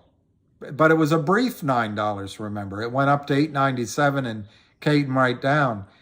The stock seemed to sit in the 6, 7, 8 range for quite a while, and then in the 5, 6, 7 range, and then in the 4, 5, 6, and then you know what happened. But none of those numbers seemed to trigger buy-ins. They were triggering desperation on the part of Fidelity and anxiety in Wells Fargo. Remember, the broker-dealer community is hundreds, if not thousands, of broker-dealers. They don't all behave together, and they're not all dishonest, and they don't all benefit from the criminality that is sanctioned by Gary Gensler. So my point to you is, on the way back up, 7 could be the trigger point, not 9. Why? They added perhaps another 100 million shares to the pile that is short. I don't know the number. It doesn't matter. Your number might be lower, but is it better for them? So on the way up, the pressures are going to be ever more extreme on the shorts. So to me, ARCA is saying $18. To me, it's possible anyway. Anything that gets the stock to $18 gets it to 180. Why? Because I just don't know how the buy-ins, the margin calls, don't force it like Chinese firecrackers ever higher, and new shorts come in, and then they cover, and they cover, and they cover, and it becomes something you've never seen before. And that's a long answer, but I think if GTII is triggered as a buy-in, anything that gets it to $10, $18, $20 could make it go 10, 15, 20, 30 times higher in a heartbeat, and 100 times higher very easily. And I would give it a coin flip that once the buy-in starts, it could go 1,000 times higher in a spike. You've got, according to him, 300 million, could be 450 million. And the CEO is locked up. Unlike the Greek, the CEO can't do any offshore trading in a market in Germany or in the Mediterranean. And I don't know if the Greek did that. It has all the fingerprints of it. His shares are locked up for 6 months. So a squeeze, my gosh, a squeeze could be absolutely huge in GTII. Absolutely huge. And Kurt Kramer doesn't have any ability to defend it. And who's going to join him? Who's going to join him? At least the Lynn Partners is down on Madison Avenue pretending to be big shots. Key, DBMM, tell me more about it, but Key is saying DBMM is going to be a monster as well. 8 billion shares naked shorted. I never heard that number before, Key. Confirm if I'm wrong, or correct me if I'm wrong, Key. I believe that it was a Kurt Kramer beauty that got this situation going in DBMM, and I believe, I forget the CEO's name, but I believe I have it here somewhere. I believe she bought back the note.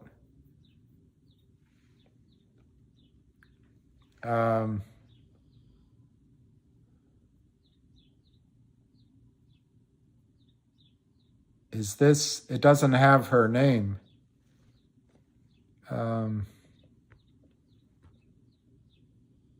And you know what? I probably didn't save the signature page. I didn't save the signature page. Where would I? Anyway, I think she paid back her note. And so if the Kramer facade falls, DBMM would go, all right, Key, all right. NWBO, I haven't, Sandman 130. NWBO. I'll look into it. Marion Warren. I've heard that she is Linda Perry? Which one is it? Which one is it? Here, I'll try to find out. I wish I had someone that organized my files, because I don't know how to do it. Oh, Marion Warren. Okay, she's great, apparently. I will, Sandman. I don't think Kathy Wood has the gumption to join the fight. And I think she's beholden to the brokerage firms for the funneling of money to their accounts. Women control more money in the United States than men. Women are wealthier than men. And so all those brokerage houses have a lot, very good, by the way, a lot of my friends, brokers who happen to be women. And there is an attraction to investing in a fund with a woman that wears glasses and seems to speak with exceptional skill. But I think she just caught the ride on a major bull market of easy money where the Fed was buying 6 stocks. Everybody with red socks and a pinky ring and went to the same fraternity were buying the same 6 or 7 stocks. And, I don't think Cathie Wood join. She's beholden to Wall Street. On Elon Musk, I think it's a little 50-50. I can see where Elon Musk is just got a really high-paying job now, and he's beholden to the banks as well. And they're calling him and telling him, we have these loans, we can call them in. So he might not want to join the fight because they hold all the purse strings. They're very powerful. I don't think you guys realize. And it's only taken the 40 years of the rise of the lawyers, the lawyer class, and then the concentration of wealth. I remember when Leon Cooperman started his first fund, and he came pleading for money. And he would visit some of the offices and then come across the squawk box. Of course, we all raised money for him because we got an 8.5% gross commission. I think the payout was, depending on where you were in production, was anywhere to, so if you did a $100,000 ticket, you got an $8,500 gross. That might hit your pocketbook as a broker at $3,000 that you're taking off the table. That's how it used to be. That's not that way anymore with these funds. Now they're more around 4.5%, but it's still big numbers. And brokers feed that money into those funds. That's why I don't think Cathie Ark is going to join. Elon Musk really is on the verge of losing his company. And I think he has to have the courage, not his company so much as his shares, his wealth.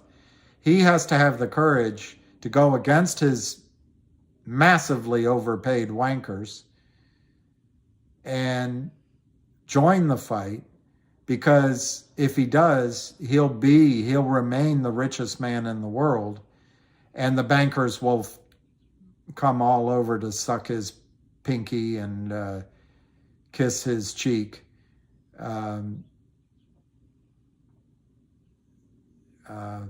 Wherever his cheek is. So I think he's got to have courage. I could see Elon joining the fight.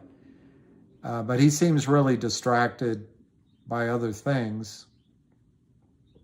And like a lot of you and me for a long time, you just can't believe how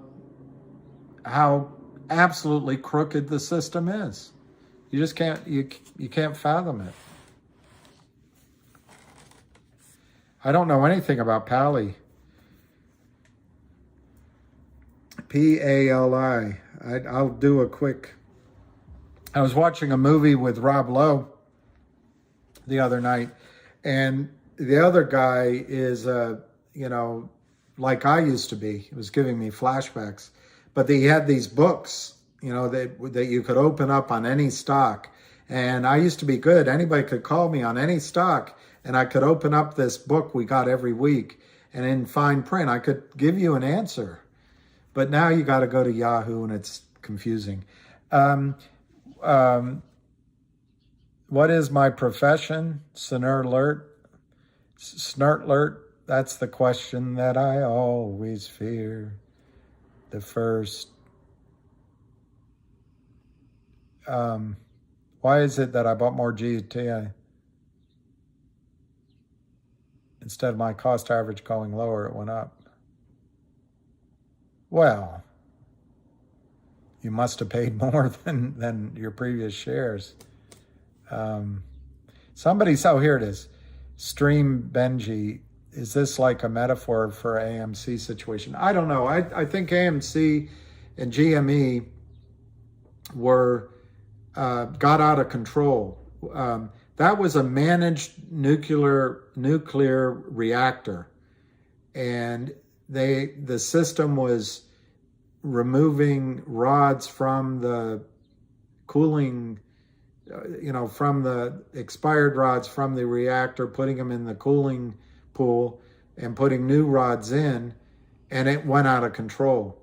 And it went out of control because a lot of people, maybe it did have something to do with the checks that people were getting, but I think it had more to do with the fact that people were just sitting at home bored, and the momentum started, and the Reddit and the whatever you want to call it, and retail suddenly had access. It's a lot like, I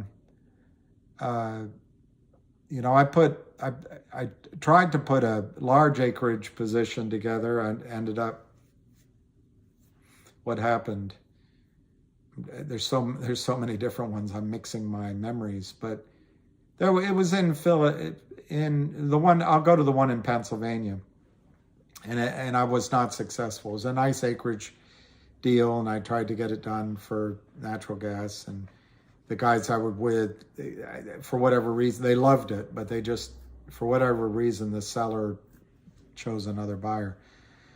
But for the first time in the years that I had been involved with it, the internet allowed farm owners and leaseholders to talk and communicate with each other. So it became a level playing field on the other side. So you couldn't go in, not that I'm a landman, I'm not, but you couldn't go in and strike a deal with one player at a crappy price and another one at an expensive price without it all being all over the internet. That's what I think is going to happen with MMTLP, by the way. I think as soon as they start calling you, if you accept the offer, you're going to have to sign something. But I bet some people sign and then tell anyway. If you don't accept, there's nothing binding you from letting everybody know what the offers are. So I have a feeling that what happened in AMC and GME was the internet allowed a congealing or a gathering of like-minded players that all understood the situation. It's not too hard. As much as Wall Street wants to confuse you, they use things like naked short or synthetic shares or CDOs. They're just criminally committing securities fraud. That's all they're doing. And it wasn't too hard for everyone to figure that out. So they started buying. But like the reactor at Chernobyl, where the guy decided to do a test on his own initiative, see what happened, it got out of control. And maybe the thing that got out of control were the stimulus checks. Maybe it was the internet. Or maybe they just got too self-satisfied in their loafers and didn't realize that they had these terrible bets exposed.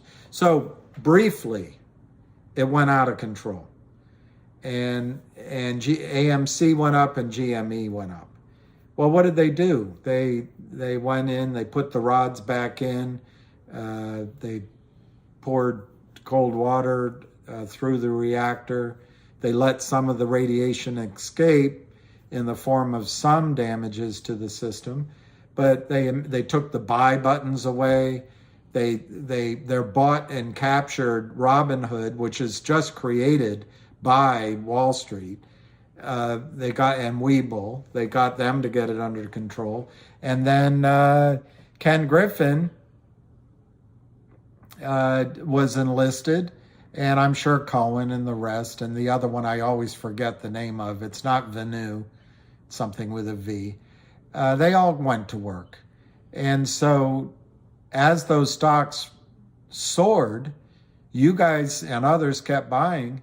They started shorting en masse, and they probably made everything they lost on the way up. They probably made it all the way back, criminally selling shares that don't exist. And now it's been a yo-yo with you guys. And this dear man, I listened to his YouTubes. I can see him. My brain, I'm sorry. But he's fighting it, and he's learning it, and he's all with AMC and GME. I subscribe to him, so I should be able to get him right away and tell you. But this guy's fighting so hard, and the thing is, he's treading ground that's been trod before. And of course, right when I want it, it doesn't show up. Here he is. George Donahue. George Donahue. I have such admiration for him. And he's not wrong. He's correct in everything. And I hope someday AMC and GME rally to the moon and blow up the system. But I don't see it happening. I think they have it like a nuclear reactor, which could always melt down. They have it under control. And yes, there's things they have to do, but they're monitoring it, and every time it bubbles up, they bring it back down. So I'm not sure that this is analogous to AMC if you're talking about GTIILIVE. Virtue, that's it. Virtue Financial is the other one. Thank you, Callie. What's my point? I know, what is my point? Maybe if I comb my hair differently, you could see it.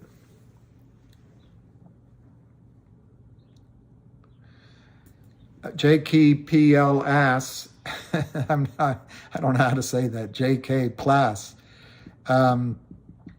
I don't think they can stop trading in this case, FINRA. Obviously, we've seen that they can do anything they want, but I don't think they can stop trading if a squeeze starts in GTII. What happened in MMTLP is, a lot of things happened, so I can't isolate one thing, but I will try to focus on just one thing. The MMTLP has been exchanged for private shares. So FINRA was able to rely on an arcane rule that allowed them to stop trading if they saw a problem settling the trade, settling the shares. Well, that's because it's going into a private company. In this case, the way to settle the shares is buy in there are no new shares being issued. It isn't a private company. The only place to do it, and the way it should have been done in MMTLP, is just let the market sort it out. You know, they're all free marketers until they get hurt, and then they come crying to the taxpayer to bail them out.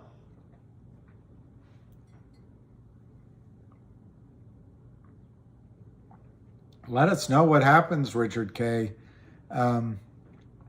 Well, I don't know. I really don't know what swing trading is, NR, but I used to trade, and it's a game. It's a game of small gains, and you therefore have to make sure your losses are small, and you've got to give it so much attention that you can lose everything in one mistake. So you got to know you've controlled your emotions. You got to know that you don't want to go have a drink with the boys early on one Friday afternoon. Amin Sarsour, the gray market be good for us. No, I think the gray market's bad for us because they're trying to limit your knowledge of what prices they're paying and the volumes. But sorry if I can't pronounce that quite right. But I think what works in your favor is the biggest holders are not going to get sucked into the gray market. I'm sure they're going to say, if you buy my shares for $400, you have to buy everybody else's for $400. I made those numbers up, totally made up numbers. But I have a feeling that you've got big people backing you up. The other thing is, as I just said, the gray market, I think the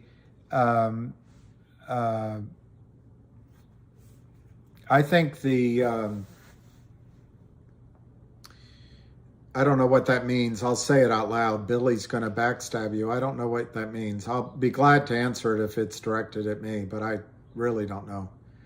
I'm not, who is this? Snartlert. I'm not backstabbing anybody. But if you want me to give my impression of what's happening with trading in various stocks, you have to look like George Jones' song. You have to look at the cold, hard truth. If you're not willing to do that in a stock situation, you shouldn't be trading your money. It's not a pretend game. People don't play for fun. And if someone feels backstabbed by me, I apologize, but at least I didn't tell them on 2 different occasions, I didn't say Cosmo's going to 20 and I'll get out early. I didn't do that. And I don't want to blame anybody, because the fact is that players get played, and the player might have been the Greek. I don't know. So I don't want to backstab anybody. But in terms of what I was trying to answer prior to that, I already forgot. Oh, the gray market. I think the gray market is an old trick that they have used many, many times before. But I think, and it doesn't help us. But in this case, I think because of the support of the major shareholders, because of the knowledge of you all, and because of the hard work of the GTI Army, people like Ham, people like Lou, people like Avid Trader and others. And I already forgot her name, the CEO of DBMM. They're not going to be able to pull the wool over people's eyes this time in the gray market. That's one. They can't. It's not going to work. I don't think effectively. 2, I don't think the gray market answers their problem. Their problem is much bigger than pulling a fast one in the gray market. So I think they're going to find out that it doesn't satisfy them. And to the extent that there's more than 500 million shares out there, the gray market might help us by getting some of that out of the way. But so no, I don't think the gray market per se helps us, but I'm not sure it's going to help them this time either. I guess that's one of the themes running through what I'm saying. It's easy for us to feel victimized by FINRA and the system and the gray market, but I want you to know the shorts are in a disastrous position. They can't run and hide. All the shorts that traded in Cosmo, like gremlins or vicious little rats running in and out, they're gone. They hit and ran. They're back in Germany. They're back in Greece. They did their hit and run. But they got trapped here in MMTLP. The shorts couldn't do their frenzied multi-LLC, multi-market maker, multi-country, multi-computer shakedown. And so they're just sitting there, literally, with their rear end sticking out of the window. For Gary Gensler, who won't do anything, for Jessica Hopper, who won't do anything, but for somebody, some Elliot Ness to go find. So the gray market and the frozen trading, it's not good for the shorts.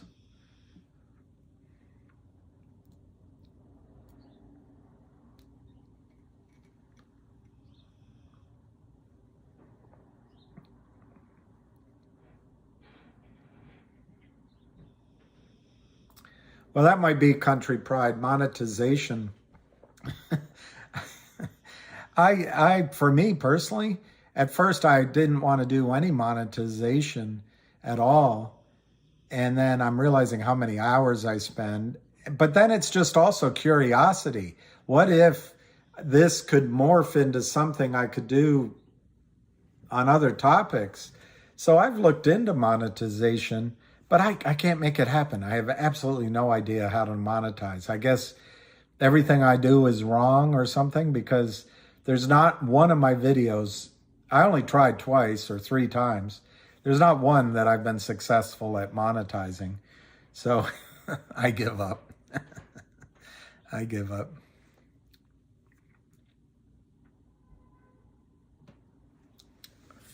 Okay, Lulu.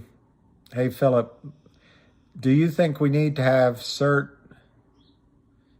and CRTD and GTII in order to take full advantage of this merger? That's one. And then, do you have any update? This is Century 77 on the merger. Yeah, I'm already going on too long, aren't I? It's already lunchtime. I don't have any specifics on the merger in terms of outside of what's been announced, and I didn't save them here, so I can't show you.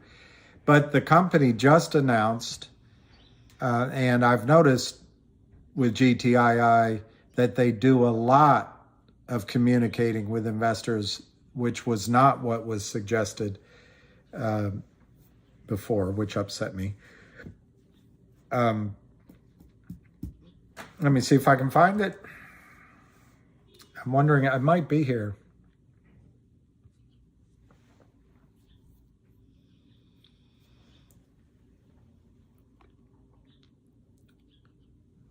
Yeah, there it is. There it is on the merger, December 27th. That's December 27th is 2 days ago. GTII and CRTD announced they have formally begun discussions to explore synergies, including a potential merger. Final agreements will be subject to financing, due diligence, breakup fees, approval, board, shareholders. Both companies expect that their stocks will be retired and exchanged for shares in a new co with a new CUSIP, with the intent to eventually list on a national exchange. CRTD intends to complete its spin-off of its media subsidiary, and GTII is committed to the acquisition of 1-800 law firm. Jeremy Frommer says,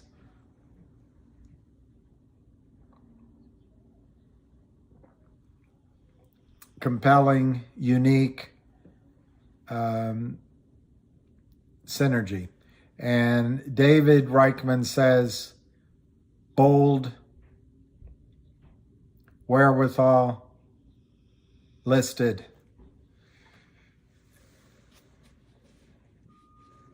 So the only thing I can add to that is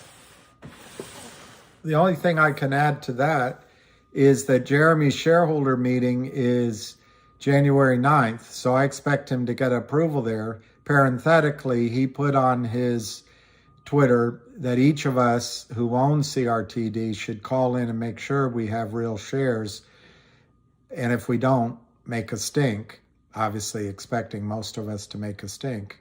And that's something, I guess I'll do that Tuesday because I don't expect to have much time today. So I think that's going to move a pace on the merger from CRTD's side. On GTII side, I believe since they've met twice now, which has been announced, I think they'll be moving lickety split as well. Now, I think the merger with 1-800, based on rumors I saw on Twitter, very easily could be announced as completed for GTII on Tuesday.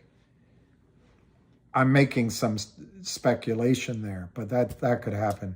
Then you have an Upstream coupon, and then you have for GTII, you have Jeremy working as fast as he can to get I just read the OD collection distributed, I assume before a merger.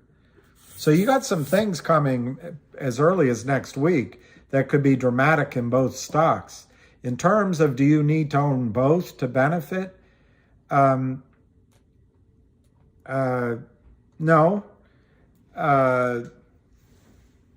And then I guess that would be which one would benefit the most first.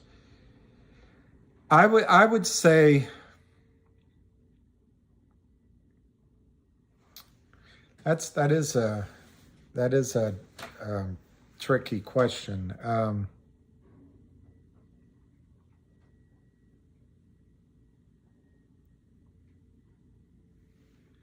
This is GTII, and so right now you're paying $151 a share for GTII, not 175, and it's broken through the 200-day moving average.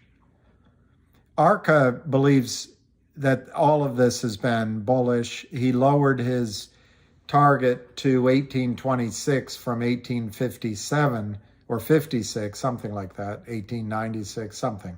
Anyway, $18. So that's positive. When I look at this chart, all of the damage done by the Lido shuffle has corrected almost all of it. And you could almost lop off that trading underneath the 200-day moving average and just go back to looking at the pennant that's above it. So what do you need? You need the stock action to move above what I don't know where you would draw it. I don't know where Arca would draw it. I don't know where Avid would draw it. But there's two places I would draw a resistance line. One would be basically horizontally at $2, and the other would be on kind of a slant from, I don't know if that's around 180, crossing 190, and then crossing, it looks like 225, and maybe coming in at that 250 level, but I'm doing it with my eyeballs, so I don't know where it would come out on the other side. But my point is, I think this stock, GTII, breaks through the $2 on the next attempt to do so. And very likely that's the last time it needs to go through to test $2. I think the support then becomes $2. If I'm correct on my slanted line, which you either draw shallowly or steeply, somewhere between $2.50 and $3, I'm looking again, maybe $2.50 and $2.75 becomes a breakout to me that makes all of the rest of that resistance in the pennant moot. Another line you could draw is a descending trend line on the top of that pennant that would come down into the, 230, 240 range. And that would be a breakout. But I guess what I'm trying to describe to you is I think the Lido shuffle got rid of all of the weak hands as possible. Most of the weak hands got out. A lot of strong hands came in. So I think the resistance formed by that pennant, if you want to call it, or triangle, if you want to call it, is not going to be as much as it normally otherwise would. I do expect some selling to come in from people relieved to get out, but I don't think it's going to stop the power of the breakout from whichever the three lines I just gave you, whether it's $2, $2.35, $2.40, or maybe $2.50, $2.75. You got to go to a better chartist than me. If I had a ruler, I could give you my numbers. But my point is, GTII has the potential now to break out. Once it gets through 2, I think 2 becomes your risk. And then if it breaks through 240, 250, 275 range, call it $3 for safety. I think the sky is the limit potentially. Could you have a little backing and filling? Sure, but I'm calling it my way. I think you could have a huge breakout. Yes, 4, 5, 6, 7, 8, 9 might be stopping points, but I think we might be on the way this time to much higher numbers. That's what I see. That's what I see in GTII. Let me just.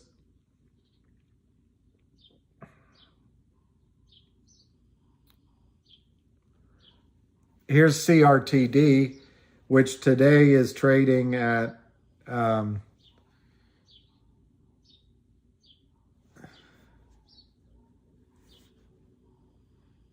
that's weird. I get no results for CRTD. Is it still trading? Has something happened to CRTD? All right, I got it. I got results now. I got results. It's down 5 cents, 64.5. Okay, so you go on this chart, 64.5 is annoying. It's annoying. But it's a higher low, if that turns out to be the low. The low was 62. Even the low of 62 is basically a higher low if you ignore yesterday. And my charting style is a lot looser than these guys that are just so dedicated. So it's still a higher low to me, but it's annoying because it's been trying to break through the 200-day, trying to break through that cluster of trading. And what would be great is to break through the 50-day moving average. You've already got a crossover of the 50-day moving average over in a bullish way over the 200. So this is an annoying tax loss, maybe last attempt to keep the stock down on CRTD.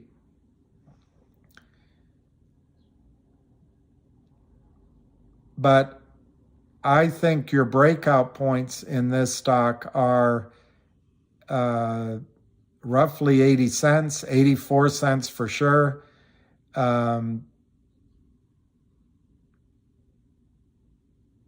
That $1.05 range, if it breaks through that, I think you go to it's hard to read, the $1.50 range. That might be a brief thing. But similar to GTII, if you draw a descending line, I think the breakout is going to be to significantly higher prices. And I don't think any of that backing and filling that happened in November is going to cause much resistance at all. So I see this stock going much higher. I just looked over to May, June, and July. Yeah, you might get a little more backing and filling in here than my optimistic eyes want to see, because of that trading back in June and July and August. So I guess I'm going to say you don't need to be in both. But I think if GTII announces the law firm Tuesday, if, I think GTII will be the first to run. I think it'll pull CRTD along with it. But I could see a situation where GTII gives you the first bang for your dollar, and you'll have chance to come back into CRTD. But I wouldn't lollygag around CRTD. I think after today, tax loss selling is gone, and this Jeremy guy is just so hard charging. So it's a tough call. I would give my leaning toward GTII right now as the one that could blast off first. And certainly I think GTII gets into the 253, 350 range very easily. So you could double or triple your money in GTII. No, sorry. No, not double. Yeah, double. You could double your money a little bit less, a little bit more very quickly in GTII. I think CRTD, I think it's going to have a little bit more resistance.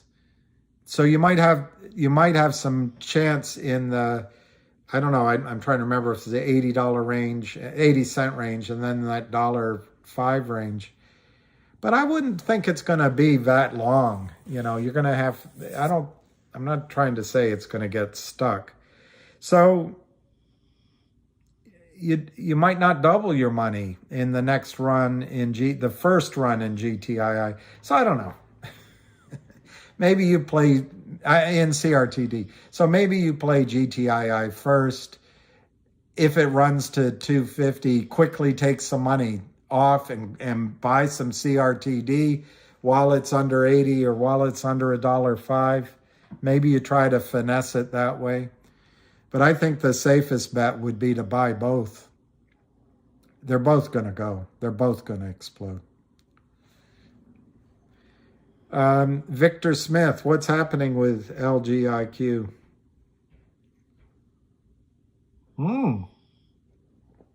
Holding up there, 192,000 shares. Now, let me just quickly look at that chart. That gets me a little excited. Victor Q. I don't think your name, nope, that's Tesla. I don't think your name was Victor Q. Oh, that's Tesla. Tesla. Poor Tesla. Now, is this it? No, that's Cosmo. That chart doesn't look terrible on Cosmo, but then it went down. Here, maybe this is it. There it is. This is an old chart from Friday. But look at that. This is 59 cents. So it's broken out of the descending line, no question, which means you can see a pullback to make the descending line support. On the other hand, it's broken out above, kind of, if you drew a horizontal line in those two peaks. I'm just trying to look for where I would find my third line, and there really isn't one. So that's kind of a specious horizontal to draw, but it's above the 57 cents, 58 cents drawn by that.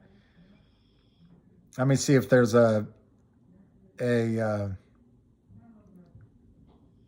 yeah, there's kind of a parallelogram you could have drawn from the lows in this last trend and the highs, and the stock, depending on how you drew it, has either broken through the upper end of that. No, I think very clearly it's broken through the upper end of that. And the one last place you could draw a line is on the bottom here. Wow, it's broken through that too. I don't know. I don't want to get overly excited, but I think logic is breaking out. I think logic is breaking out. Hey, Sway. It's a nice name, Sway. Reminds me of music and willow trees and Berioskaya trees. Andy Aviles, I sold out a COSM too, and I put it into GTII. All right, David the Great says, digital dividend crypto. Yeah, that's it, David the Great. You've got a company. Look, to be fair to the Greek and everyone as running a company, AMC, that's a lot of money to suddenly be offered. It's a lot of money. John Horton. There needs to be a stock called ACDC. I would go heavy metal into it. Heavy. I would put some heavy metal into it. The sun makes me look bald. Oh well. Come into life bald, leave it bald. Pally. Wow. Let me look at Pally. Or is it Pauly?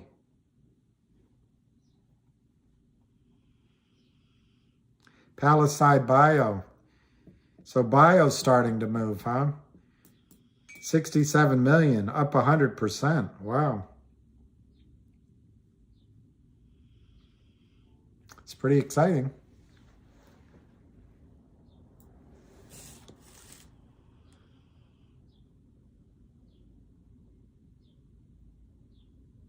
Oh, wow. GGLLIIGG. I don't know that one.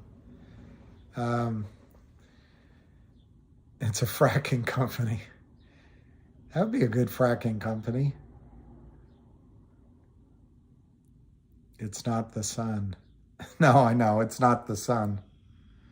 Thank you, David Lebald. David Lebald. Wow, Spade, that's great. LGQ up 43% since I mentioned it. That's awesome.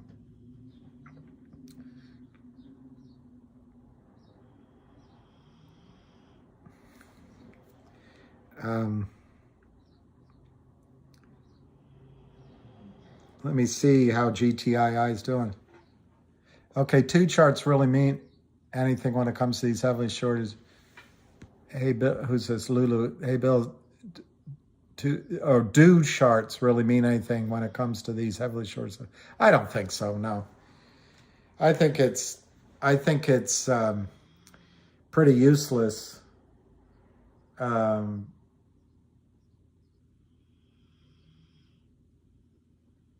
I mean, when the short happens, it'll bust the chart when the short squeeze happens.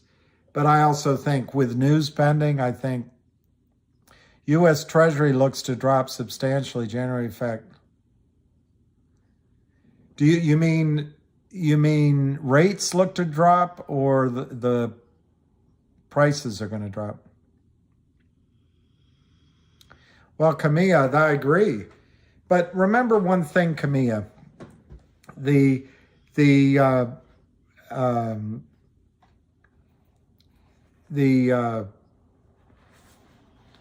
Wall Street is not a monolithical place. And for example, just using Tesla, I tried to do a video on it. But just using Tesla as an example,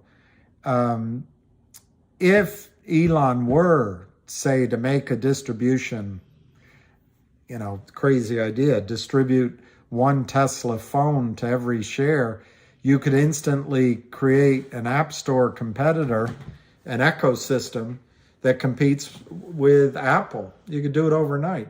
But more than that, you would make it impossible for the shorts to deliver. And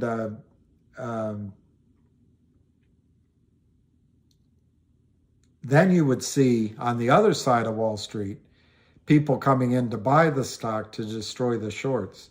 So bullies are only winning when everyone's stepping away, but as soon as they get one of them gets punched in the nose, they'll run away. So don't give up hope. Don't give up hope. MMTLP, I don't want to go on a long thing again, but MMTLP, it happened in my account. It's horrible. All of a sudden it says zero value and a massive loss. It's like, what the heck? That's a temporary computer entry. It's not, you have rights. And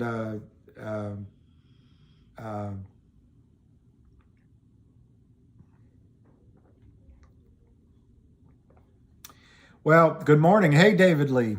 Happy New Year. You're not driving anymore.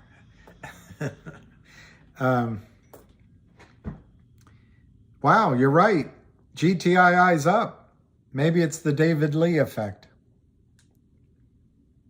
Yeah. Who was that? Andy Aviles. I will admit that I made a minor purchase of DBMM because I think what's happened with let me see, get the quote. I overpaid, by the way. I way overpaid. I think I paid 2.5 cents, and it's to buy it now is 2.1. But that's 1.3 million. So I don't know if people are considering buying DBMM. Here's your risks. I don't know anything about the story. I don't know what the CEO may or may not have in mind. Here's your strengths. Reportedly 8 billion shares short. It's Kurt Kramer and I assume Alpine. The CEO is fighting tooth and nail against the Kramers. So the strengths are that if GTII goes down, Alpine goes down, and you've got a bunch of shorts that have to be covered in DBMM. But that's the extent of my theory on it. The reason I decided to try to buy some was to take advantage of tax loss selling. Obviously, I did it too soon. Today is the last day for a broker to call somebody up and say, you bought 1 million shares of DBMM at 3.5 cents, and it doesn't make sense to hold it, and let's just take a tax loss.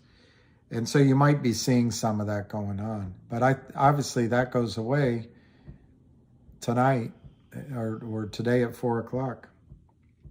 Yeah,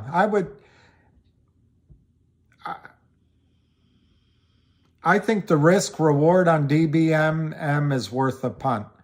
What can you lose? You can lose 2 pennies, and in return you might participate in a short squeeze that if it really is 8 billion shares. Yeah, but I admit to you, digital brand media and marketing company, don't know a lot about it otherwise. Oh, Key got in at 0.0345. Well, I admitted, Key, my price, 0.025. Yeah, they could merge and put her in charge. She apparently is on fire. That's a good point, Key. Not everybody's allowed to buy it. Well, thank you, Andy Aviles. I'm trying to see if it's appropriate to say, but believe it or not, before I started this, I said a little prayer. My intention is, I don't want to, as somebody said, backstab. I don't want to backstab anybody. I don't want to hurt anybody. I really don't. And I don't want to, I don't want to be any ego about myself. I want to be humble in all of it. I don't want to do this for myself. But mainly, I want to look out for you guys. That's the main thing, is to remember that I'm trying to help each and every one of you. So I appreciate that feedback. You've been flipping DBMM, Barry. Well, I don't know what integrity means, because particularly when you get up here and you start wondering whether it's the sun or if it's not, you start looking back on mistakes made and angers expressed and things undone, and you really can drive yourself crazy with the things that maybe should have been done differently. Well, Bob L., GTII will destroy the short sellers, but it's possible GTII and CRTD will join together to do it. So people's question of should you be in both is a good one. Another one or two people asked, should you be in, which one should you be in? I came live today instead of doing videos because I was going to do a quick video on GTII. I was going to do a quick video on LGIQ, and I was going to do a quick video on MMTLP this morning. And then, I don't know, walk my dog. But I thought as the last day of the year that we could spend it together sort of as a happy new year and trying to get our heads straight for next year. But on GTII, here are the things that, let me just go through the positives and, let's suspend having to point out all the negatives. What are the negatives? But here's the positives coming. According to Dirty Mayo, who I trust implicitly on Twitter, he has heard that the audit is finished on GTII and that they may announce as soon as Tuesday that the audit is complete. Now, GTII normally has announced things on weekends. I think for my own prediction, I'm going to go with Tuesday morning after like 9:45, 10 o'clock, 10:30 range. Get it within the first hour of trading is when they might announce it to catch the shorts short. Who likes shorts? So that would be what I think as number one positive that could happen Tuesday morning for GTII. What does that do? It instantly changes GTII from a stock that Kurt Kramer wants to destroy, a la DBMM. Look what he did to that. Try to get it into pennies and fractional pennies, or to GTIIL, or to HPIL, or to VNUE, and the list goes on. The beat goes on. So instantly, GTII becomes a company with $100 million in revenue backlog and $35 million in income backlog and dozens of lawyers, however many lawyers working for them, and a real revenue, real income company overnight. I mean, it'll seem overnight. It's taken a long time. Okay, so that's number one, and I think Tuesday morning. Number two, I think it's been in the works for a while, this Upstream dalliance, and immediately, I would say within a week, they would announce a digital coupon via Upstream to catch the shorts short in GTII. Number three,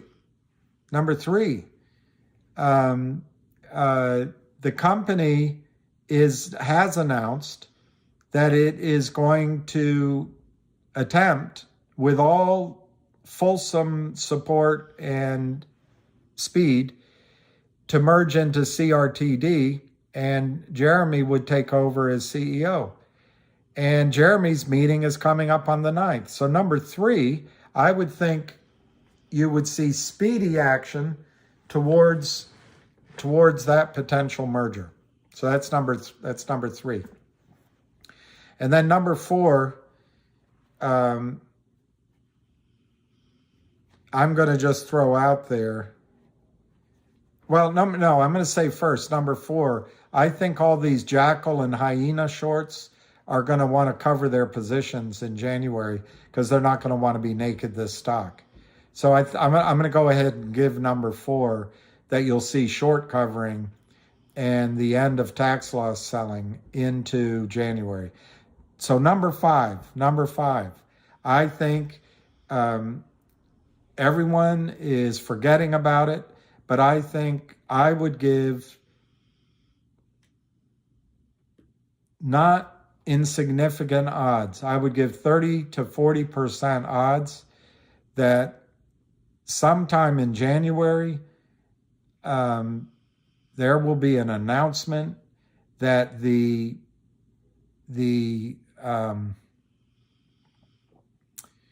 Trento Mines deal that was announced and has been announced and is all over in SEC filings closes for GTII, and that all of a sudden GTII owns a lithium mine in Chile.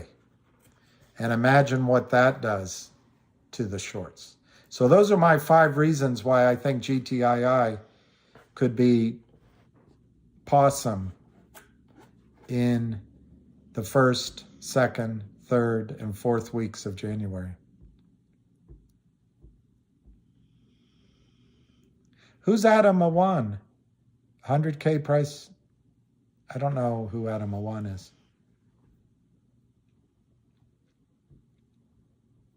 Brett Montgomery, that's pretty good. That's a pretty good question because I always assume it's clear. No, Brett Montgomery. And now I'm going to show some of my ignorance too. Brett asks, is the gray market comparable to the dark pool? Who technically has access to it? My answer is no, it's not the same. Oh,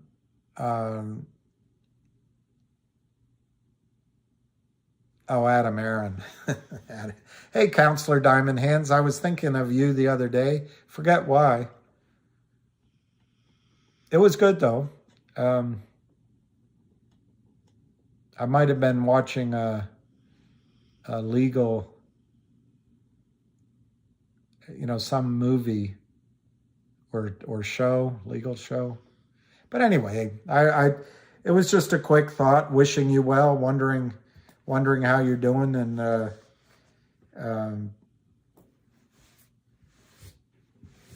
just admiring the fight in you specifically and everyone else in general in GTII. I don't know. So anyway, Happy New Year, Counselor Diamond Hands. On CRTD, to quickly go through the pluses on CRTD, you've got Jeremy Frommer, number 1. Number 2, you've got this upstream distribution of the...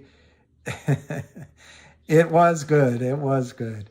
It was more of a well-wish kind of thing, It wasn't any specific thing.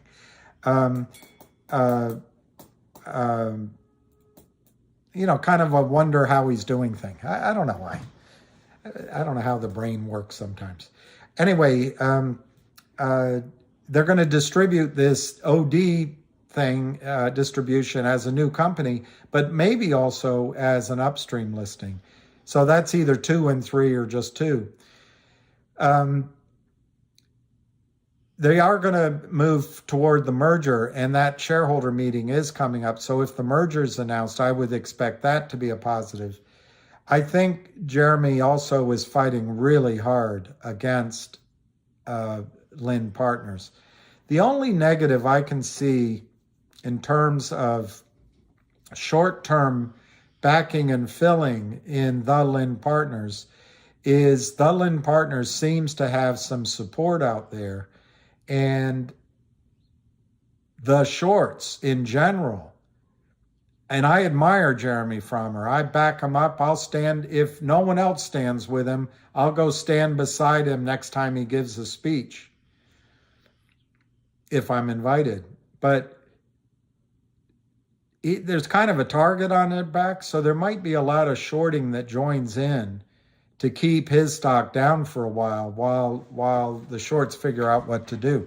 But anyway, I'm 100% behind CRTD, and I'm going to see if I can move this out of the sun again.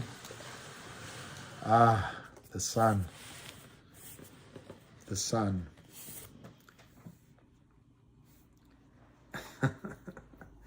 No, I don't know. Who does know? What's this quick, William?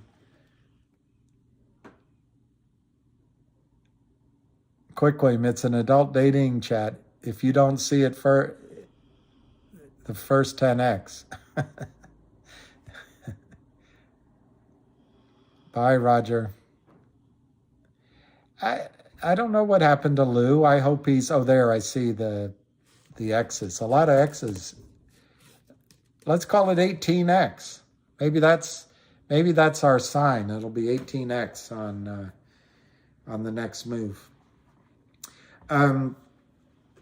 I think Lou's probably doing well. He did have health problems. I hope he's okay. I hope he is okay. Well, pizza rules.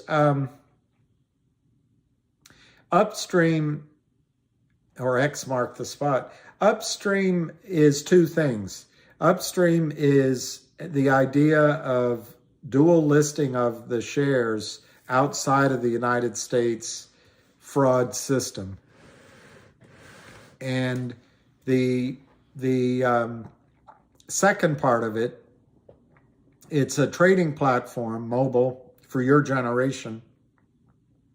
I can't even figure out how to, do things that you guys were learning how to do 5 years ago. But anyway,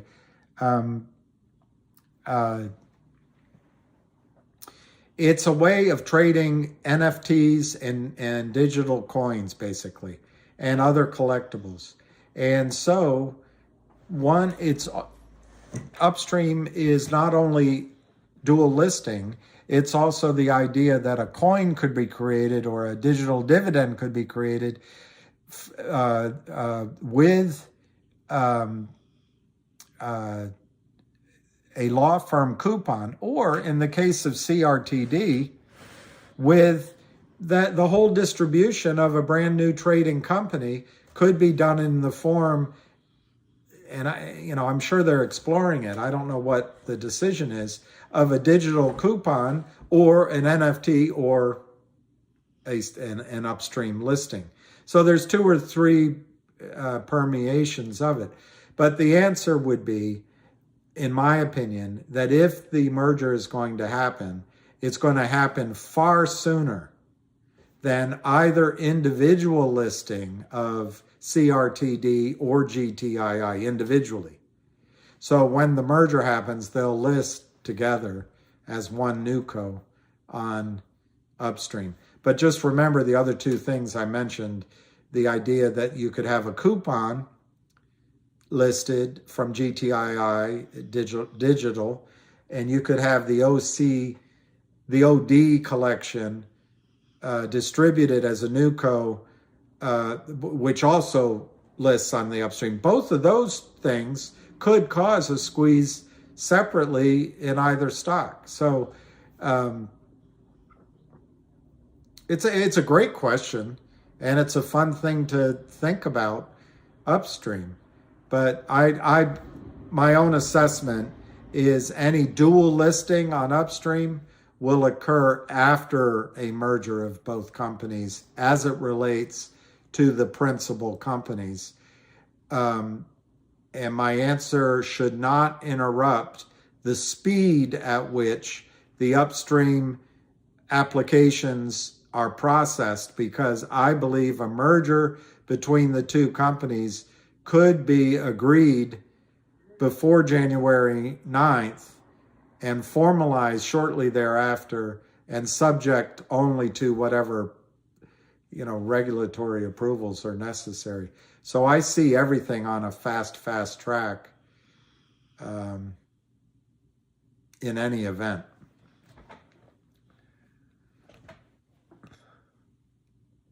That's nice, Pizza Rules. Thank you. I'd like all of those, and I would like God's blessing. I'd like his I'd like both his mercy, but also I'd like to see when I was in Denver, I went, if you guys live long enough, it'll happen to you. You go through a bit of a, part of my trigger was the fact that my father died this year. And I'm sure it's happened to a lot of people, but it set me back. But it makes you start wondering what's it all about, and what are my purposes? What are my purposes for? But anyway, I asked a friend there, a really nice man I've known for years, intellectual, very serious guy. I've never been able to tell him a joke he laughed at. And I'm sure this is a reflection on my sense of humor, but he's just not a guy big, tall guy. But anyway, I was asking him, I was saying, Michael, what do I, well, the next day he was so thoughtful. He wrote down several Bible quotes, and I'm a Catholic, so, the Bible is almost as, a lost area as going into the German forest, the dark forest. I don't know all these things. So he wrote them down. Anyway, there's one that really has grabbed my attention. I can't quote it exactly, but I figure God knows what it is, so I can just say it the way I remember it. But it is something like follow his will, or dedicate your works to his will, and your thoughts will become ordered. Your thoughts will become known, or will be ordered. So basically, if you follow his will, your next steps will be obvious. Basically, your thoughts will be ordered. Anyway, so I'd love to. So I appreciate the God bless, I guess. What's it all about, Alfie? 1213. Okay, I'm gonna write that one down. I have a friend that always does that to me.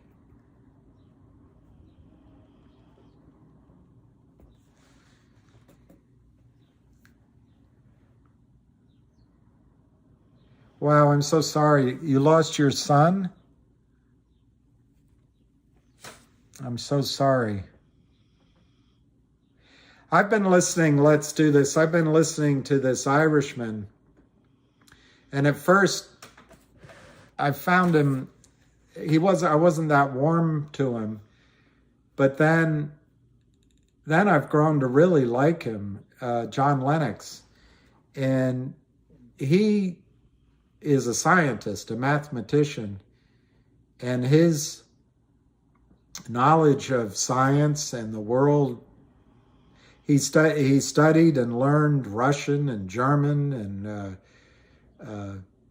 he's worked hard all his life, been married all his life, but he believes in God, and he's a firm Christian. He's not he never says, I don't think he's a Catholic. He comes from Northern Ireland, so I think he's a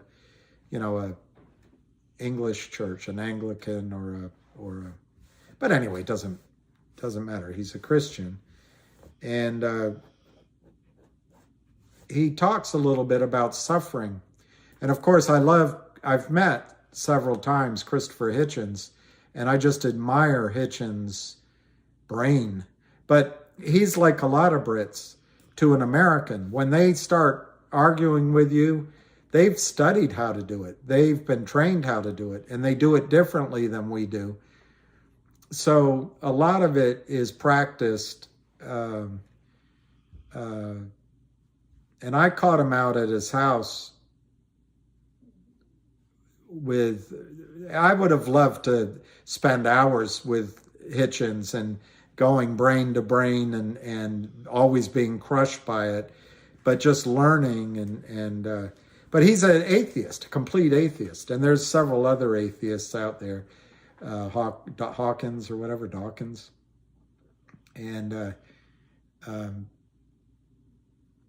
anyway, this guy Lennox has to answer the question about suffering and losses and it's the great argument of the non-believer. How can God allow all this suffering? Well, John Lennox had an interesting answer. He said not only did he not ignore our suffering, he sent his only son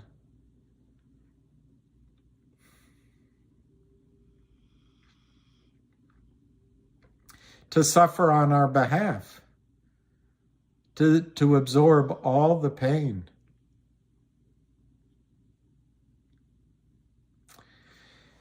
So anyway, I thought of that when I read what you just said. I also,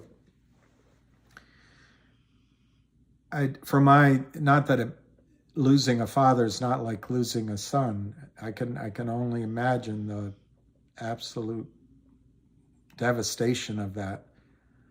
But for me, it was really hard to lose my father. And I think one of the blessings is that maybe, for me anyway, that maybe, because my dad, I've told the stories before, so I won't again, but my dad always pointed out, not always, but several times, that this existence we have here is just a brief stay. It's just as he put it, the anteroom for what comes next. So anyway, losses and pain and loneliness and isolation and just abject sense of being lost may give a chance to look at or listen for God and to try to understand what's next, maybe. And it's like C.S. Lewis said, something along the lines of, you may not have begun the game properly, you may not have always played it to your best, but you can finish it the best you can. I don't know. Anyway, you don't need to hear my cornball reaction to your loss, but that's just horrible. I can't imagine anything more difficult than losing a child. And I'm truly sorry for your loss.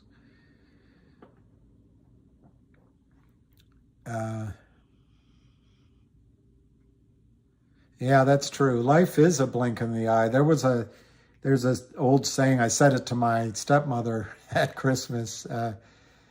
Thank you, B. Richards. It's not bad advice.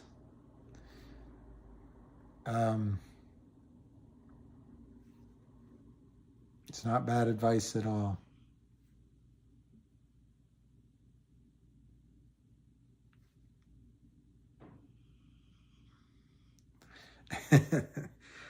Philosophy and even cornball jokes.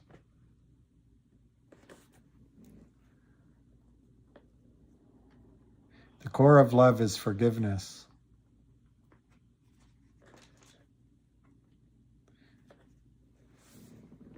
Let's do this. Well, I think compassion comes through us, doesn't it? And it comes from above.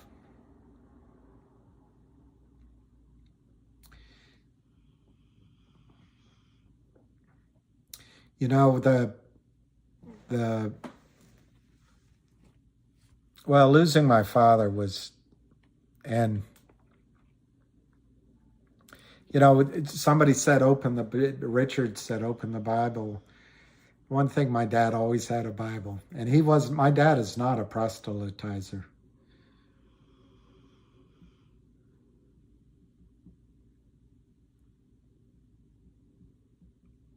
But to see men live their faith quietly in the face of all the doubt, I admire that.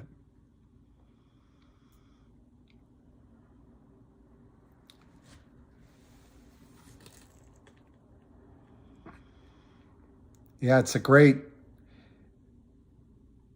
open the Bible and do your own due diligence. That's pretty good.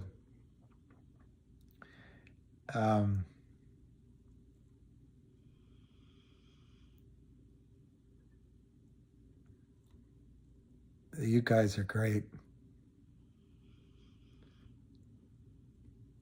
You guys are great.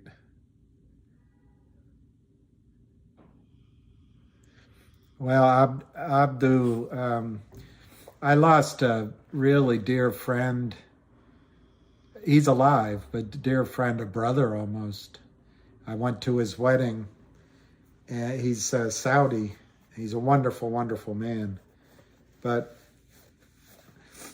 you know, without going into it too much, but there was one of these same type personality as these guys that do the shorts. Got involved in a company that I raised a lot of money for, that we were doing everything together with my friend, my brother, and I wish the world for him still. Very faithful guy. Prays 5 times a day, doesn't drink, and wealthy, extraordinarily generous, and lives for his friends, lives for his family, and puts all of his faith in God.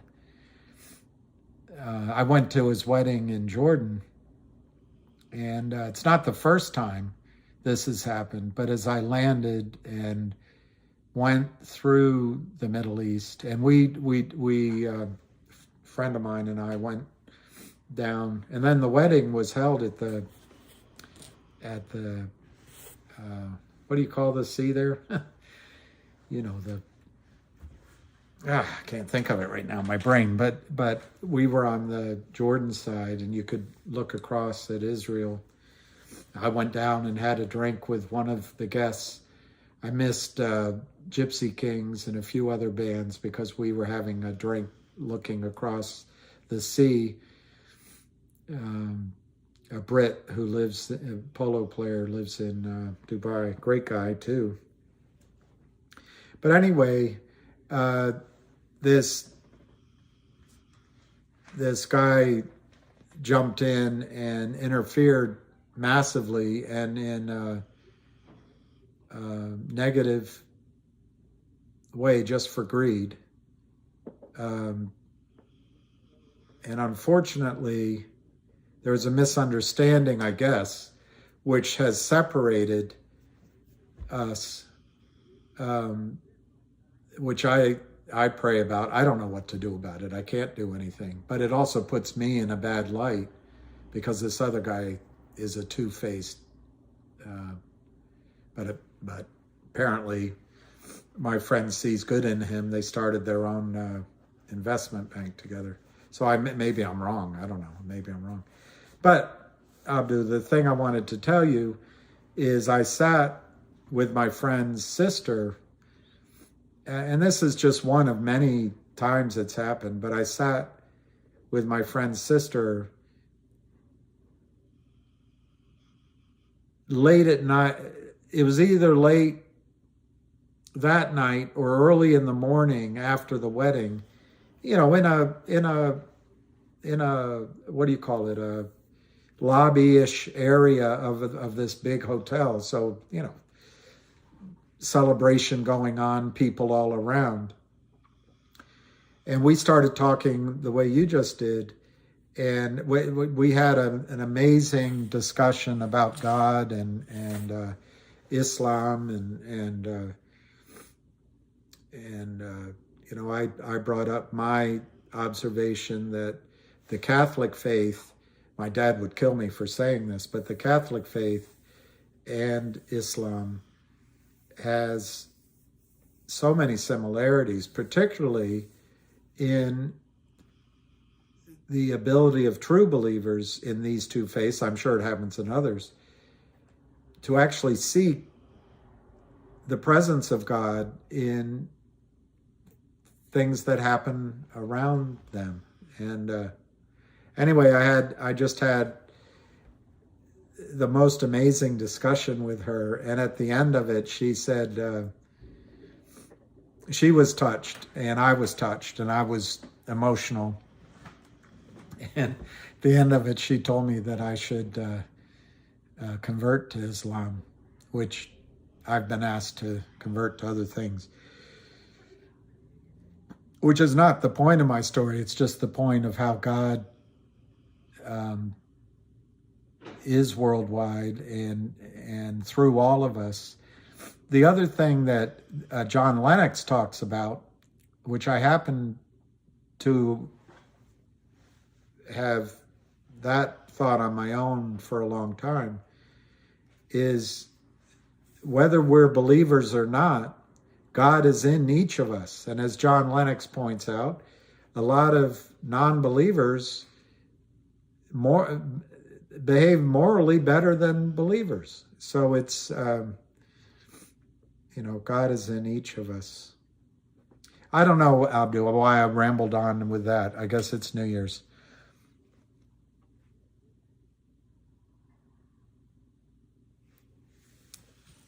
David the Great, I'm trying to understand that question. Well,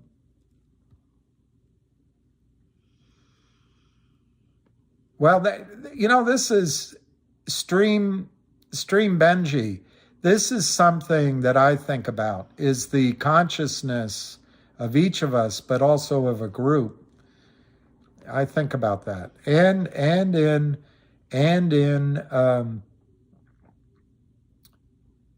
more than just making, you know, more than just making money. All right. Less religion. Yeah, I think that's when I hear a lot. Do not be deceived that Jesus that is on Mormons believe in is not. I don't know. I think it's the same God.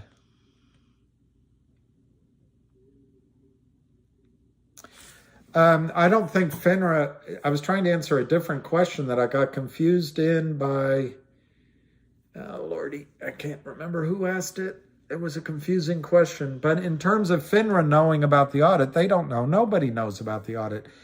If Dirty Mayo has heard a rumor, it's possible somebody has told someone who has told someone, but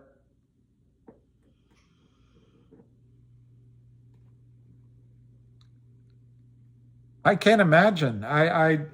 It might just be as simple as the audit was supposed to be finished by the end of the year, and by definition, it could be that. So we just don't know. But FINRA doesn't know yet. Shane, I think there's a good chance that there's a good chance that I'm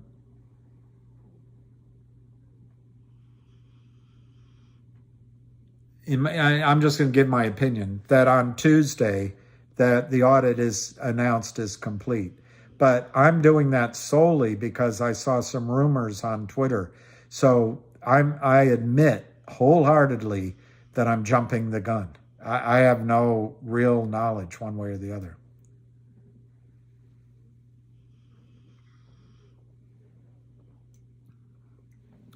Somebody asked me a question and I wanted to answer it. And it was about GTII, and it was about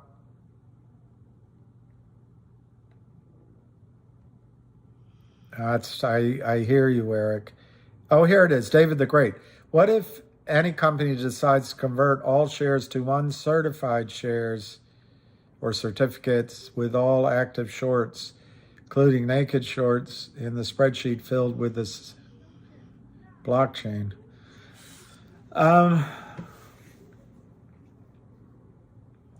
There's a lot of tricks that don't work, but once you mention blockchain, I think you've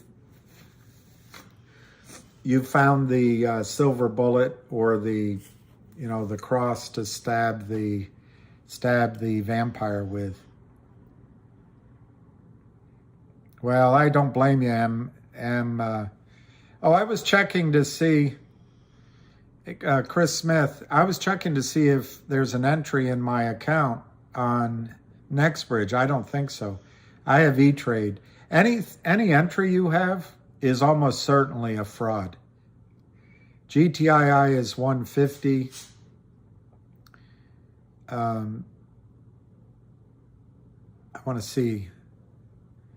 see. Wow. Logic is 60 cents. That is terrific. It's up 30 cents. It's great. All right, let me see about if I have those shares, Mr. Smith, and somebody else, I forgot who.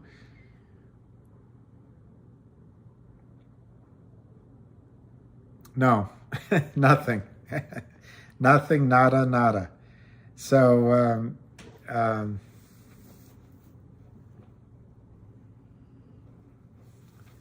there, that's good advice. AMA, already doubled my money, I assume, in GTII, as I was screaming to buy 0.5, 0.7 when everyone was freaking out. Follow the story, not the price. That's right. Hi, IQ Micro. Hello. You don't say mate up there, do you? You say mon ami. Any new news? Not really on MMTLP, but I really do not think you should worry about the last. I bought my DBMM on E-Trade. Unfortunately, I overpaid. I paid 2.5 cents, and right now it's 2 cents. So I overpaid. But if it works, I don't think it's going to matter. The uncertified share process, blockchain friendly. All right, I'm going to take a picture of that, and I'm going to find out an answer for you, David the Great. David the Great. I think you can buy it on E-Trade. Key, I didn't overpay. I always overpay. I always go in and darn it. But it's not a huge, I mean, you could take a significant position for, $1,000 at $250. And if it works, but anyway, in terms of GTII and CRTD, I'm really excited to see. I'll give you another bit of speculation that I don't know, but it feels like in the case of feel, how logical is feel in an investment. But GTII, it feels like the Kramers are gone. It feels like they are, now they may have achieved some renewed strength when we left the playing field for a little while. But I think they're going to find out how strong we come back with our profits and with new money and new resolve. I think they're finished. Oh, I might have bought your shares, Barry Crouch. Yeah, I bought them at 0.025. That's exactly what I bought them. Look, Andy, I haven't studied DBMM. I've got four positives, 4 or 5 positives. I just learned. One is 8 billion naked short. 2, it's the Kramers. So if GTII goes down, maybe this goes down. 3, I think the CEO is she's just magnificent. I read that filing she made a few years ago, and she says it as it is. She's not mealy mouth, so I'm all for her. And then 4th,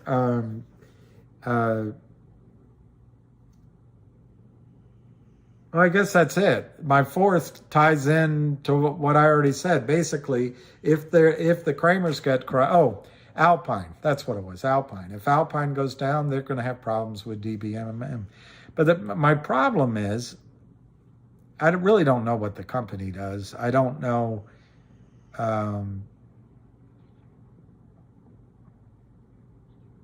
Well, I'm not worried that she's going to sell out the company. So I'm not worried about that.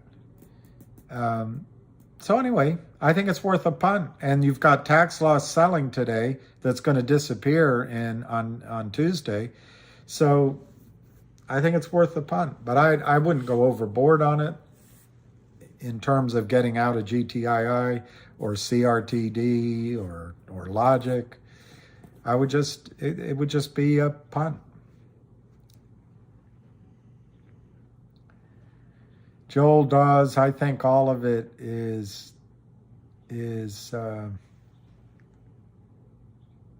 yeah, you got AMC, APE, GTII, MMTLP. It's all fraud. Oh, Avid is a fan? Well, there you go. You can add that as reason number 6 or reason number 1.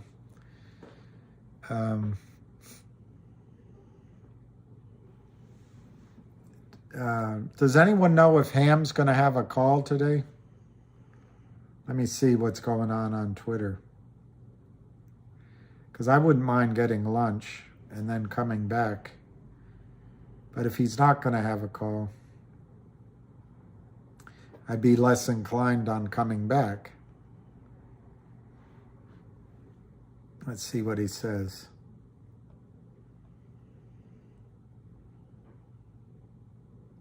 Ham, 20 minutes ago. There you go, Joel. There you go, Joel. That's what I was going to... Today is the last day for tax harvesting this year. Yes. Cindy Lou, he said goodbye? Wow.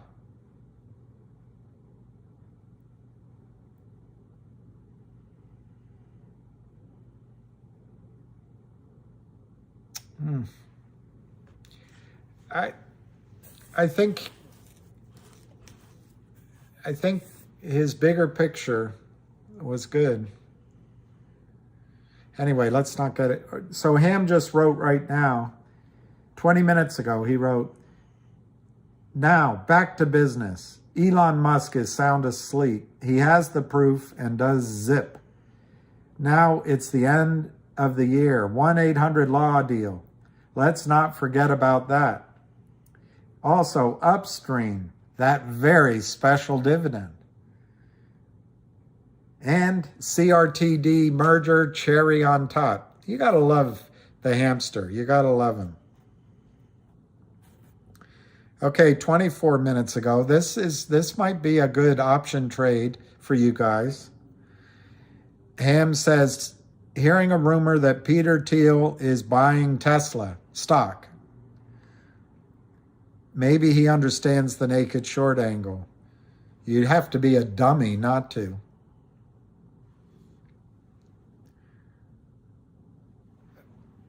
Okay, so here's Ham on MULN. Ham on MULN. 26 minutes ago. They raise dollars all the time into these runs. Trust me, I hear it all the time. That's what Ham said. Arca wrote, MULN has fired off a very important statistical move to the upside. Let's review these stats and see how 170% move to the upside is possible. But I would listen to Ham on that.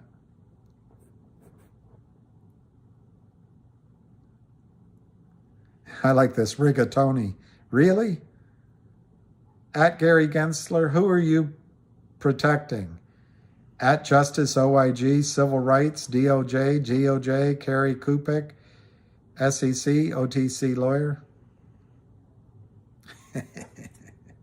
Rigatoni. I don't know who Rigatoni is.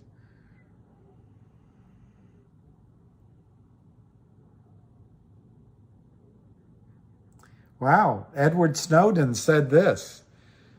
I don't know much about Edward Snowden, but it's an interesting quote. When exposing a crime is treated as committing a crime, you were being ruled by criminals.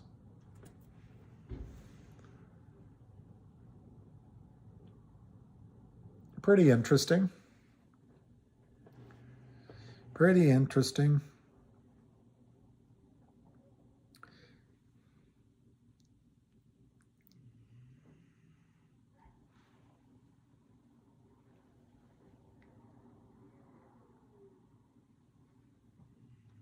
I know. I was thinking about that Epstein's Island. What a horror. What a horror.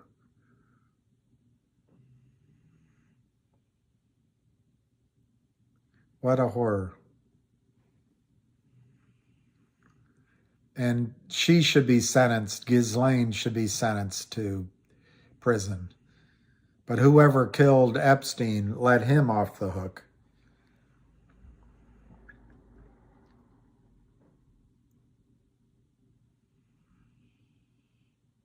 Here's an interesting point. Here's an interesting point.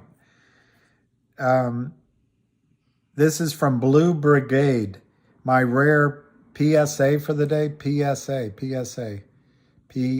I don't know what PSA is. Seems fitting to remind you of the dangers of dollar cost averaging in a bear market. Let the dust settle. He's right about that. With stocks, I'd rather average up to 100 than average down to 0. And I couldn't agree more. With GTII breaking out, with Logic breaking out, although there's, everything's always subject to pullbacks.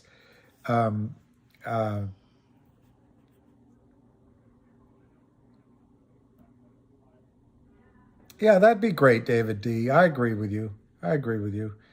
And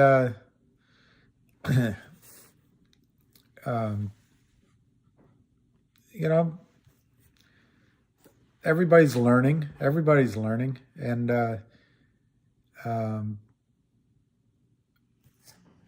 for what it's worth, I would welcome him back greatly.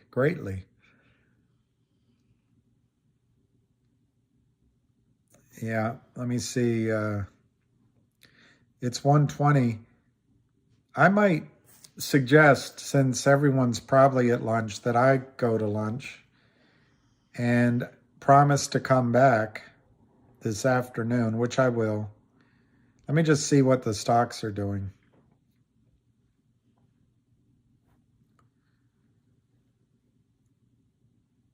Logic is still 60 cents. That's pretty exciting, Key. I'm kind of hey waddy waddy, hey waddy waddy, kind of excited. CRTD is 65 cents. This PALI, whatever it is up 3. It's Palisade Bio Inc. Don't know anything about it, but it's doubled.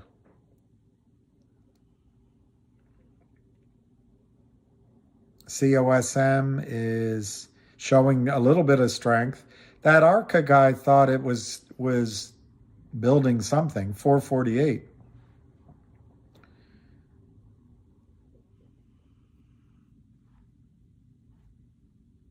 And MULN, somebody asked about that, is up 0.016 at 28 cents. That's a pretty nice move. But today is a bit of a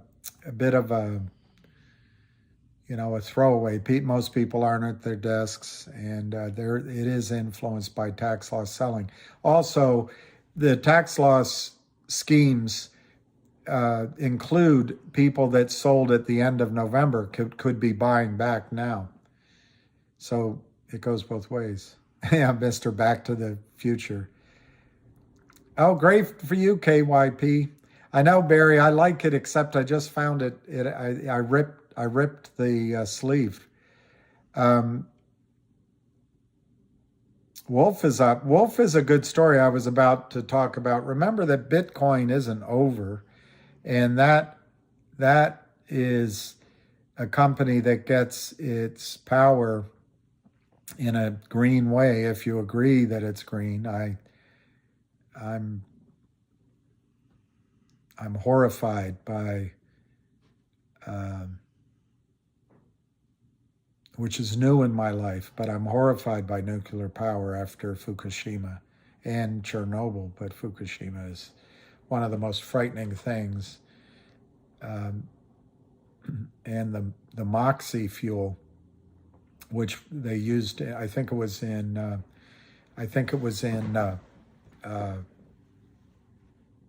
number 3. It might have been in number 2. They used Moxie fuel, which is just reprocessing waste, but it creates radioactive particles that have never existed on the planet before and never existed underneath the atmosphere. And they're going to be there for all of time. And they're leaking into the ocean, into the atmosphere. Anyway, I won't go into nuclear power. It's too depressing. But Wolf gets its electric input for its mining from nuclear power plants. And that makes it a pretty good story. Rough, rugged, and raw, about to take profits in GTII. Well, that's what profits are there for. Can't argue with you. Sell the rumor, buy the news. Buy the rumor, sell the news.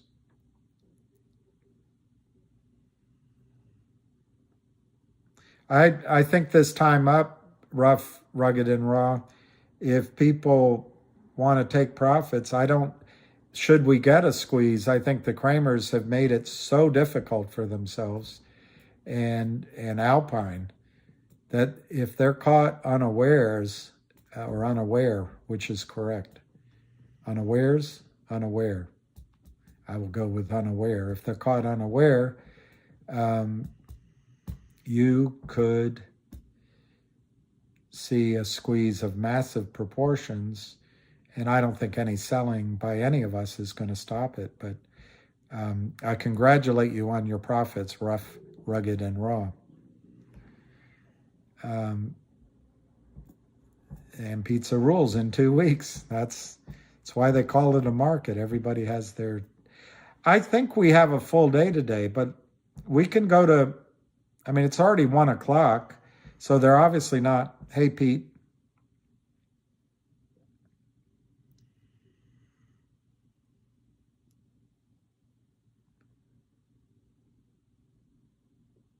Let's do that, Pete Tong. I don't know how effective it is talking in this environment, and I'll try to go through. I have a lot of direct messages, and I need to go through them. I'll try to do that since we have a long weekend. And if you're there, I'll write your name down on this.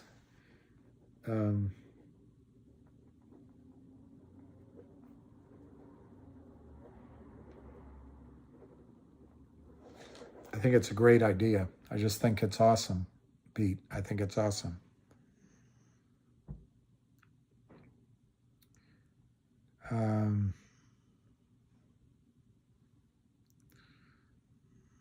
Let's see what GTII is doing. 153. Let's see what CRTD is doing. Down. So that's interesting. Not much. I'm not worried about it, but it's just interesting. Kurt Kramer for prison, 23. DBMM, 0.0184. And my favorite today, Logic, 60 cents, 258,000, 59 0.5911 bid to 0.61 ask.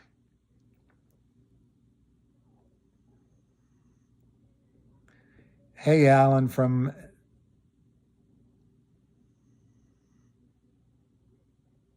All right. I love that, Alan. I could have done that a week sooner, couldn't I? But just like what I just read, sometimes it's better to buy a stock as it's breaking out than trying to pick the bottom, even if you miss a move, because you take away the time factor that just destroys all of us.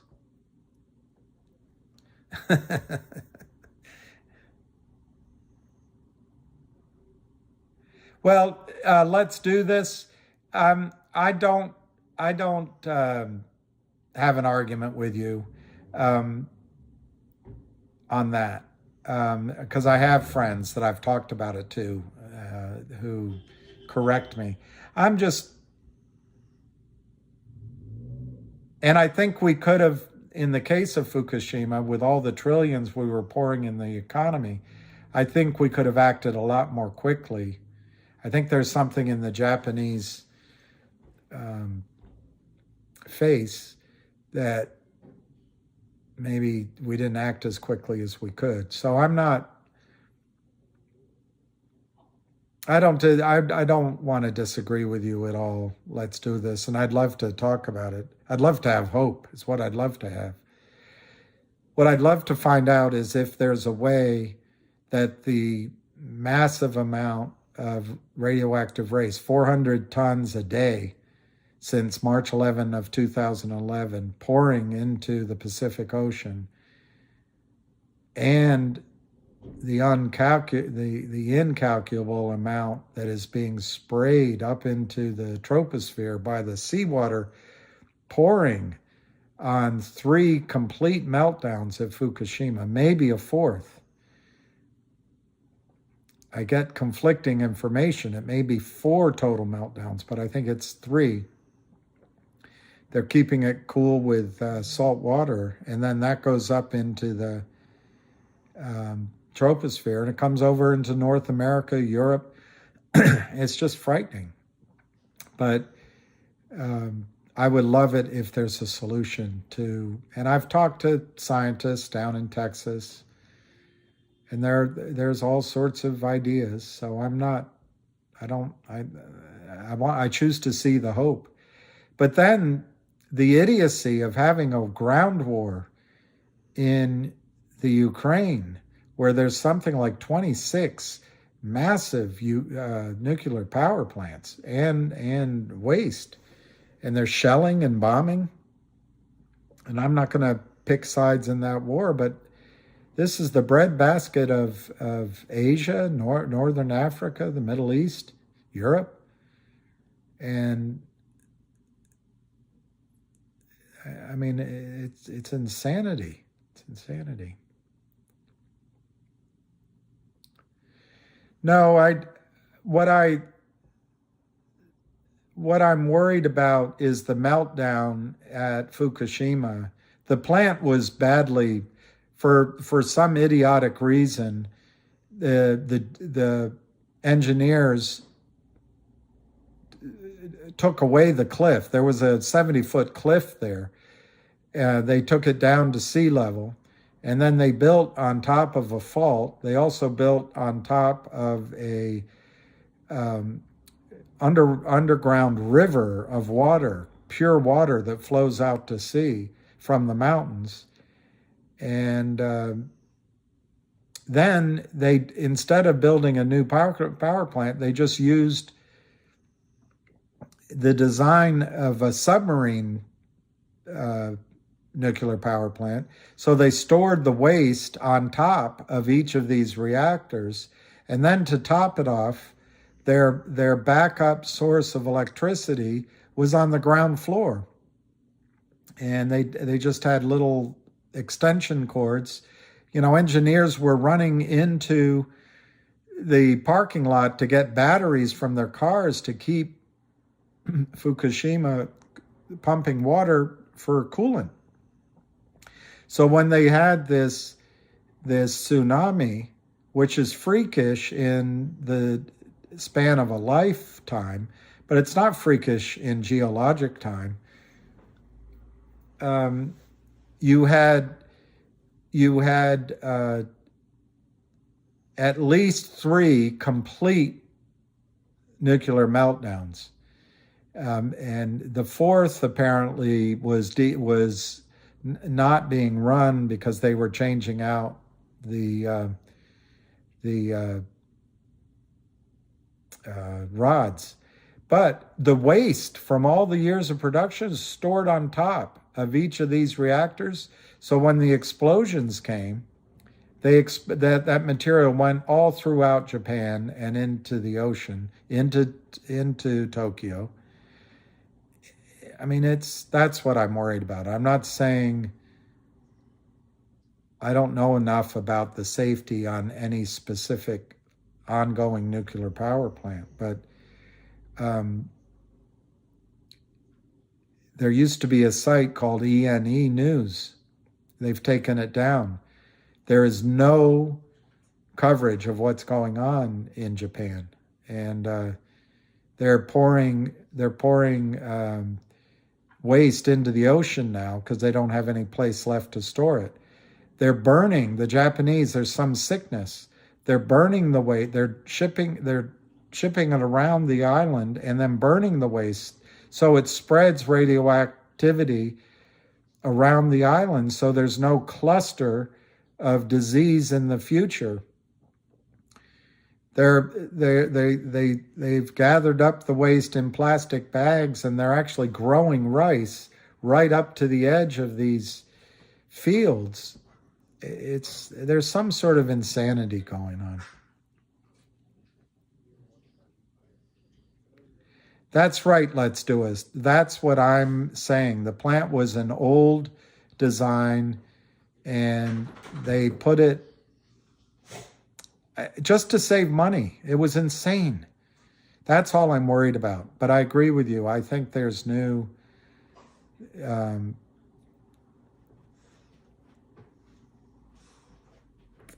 well, and let's do this. I also understand that the 4th generation, wow, Barry Crouch, have fun. I'm glad you sold your DBMM to me so you can go on a 3-day party.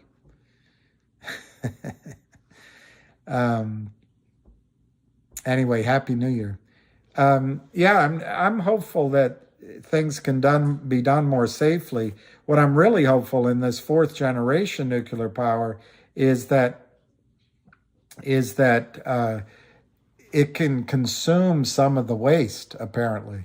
Apparently all you get out of nuclear power raw product, the uranium, so to speak, is 5% of the power that's there, and the rest gets thrown away, and it's radioactive. And these new 4th generation nuclear power plants that are small, pebble reactors, I guess they're called, they can actually consume that waste and get that consumption up to 60 or 65%, which is impressive. All right, so it's 1:37, and I want to have something to eat. So I think what I'll do is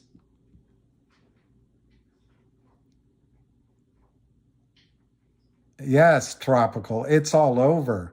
And the issue of MMTLP, if the lawyers are involved, I think it'll be 5 years. If sanity comes to the fore, I think it could get solved in 2 weeks. Yeah, it's basically heating steam. The fallout is so frightening, tropical. It's, there was a warning, and I want to go get something to eat. There was a warning that even Hillary followed to stay indoors for 3 days. Obama gave the advice that nothing was going to happen to us. It was safe. And our only job was to stay informed, which I took him seriously on, and I stayed informed. But the fallout is across Canada. The animals and the vegetation, the insects that are gone in Canada. It's frightening. And that's why I'm so afraid of this Victoria Nuland-led war in the Ukraine. What the heck are we thinking about? What the heck are we thinking about? Anyway, let's not talk about that. We'll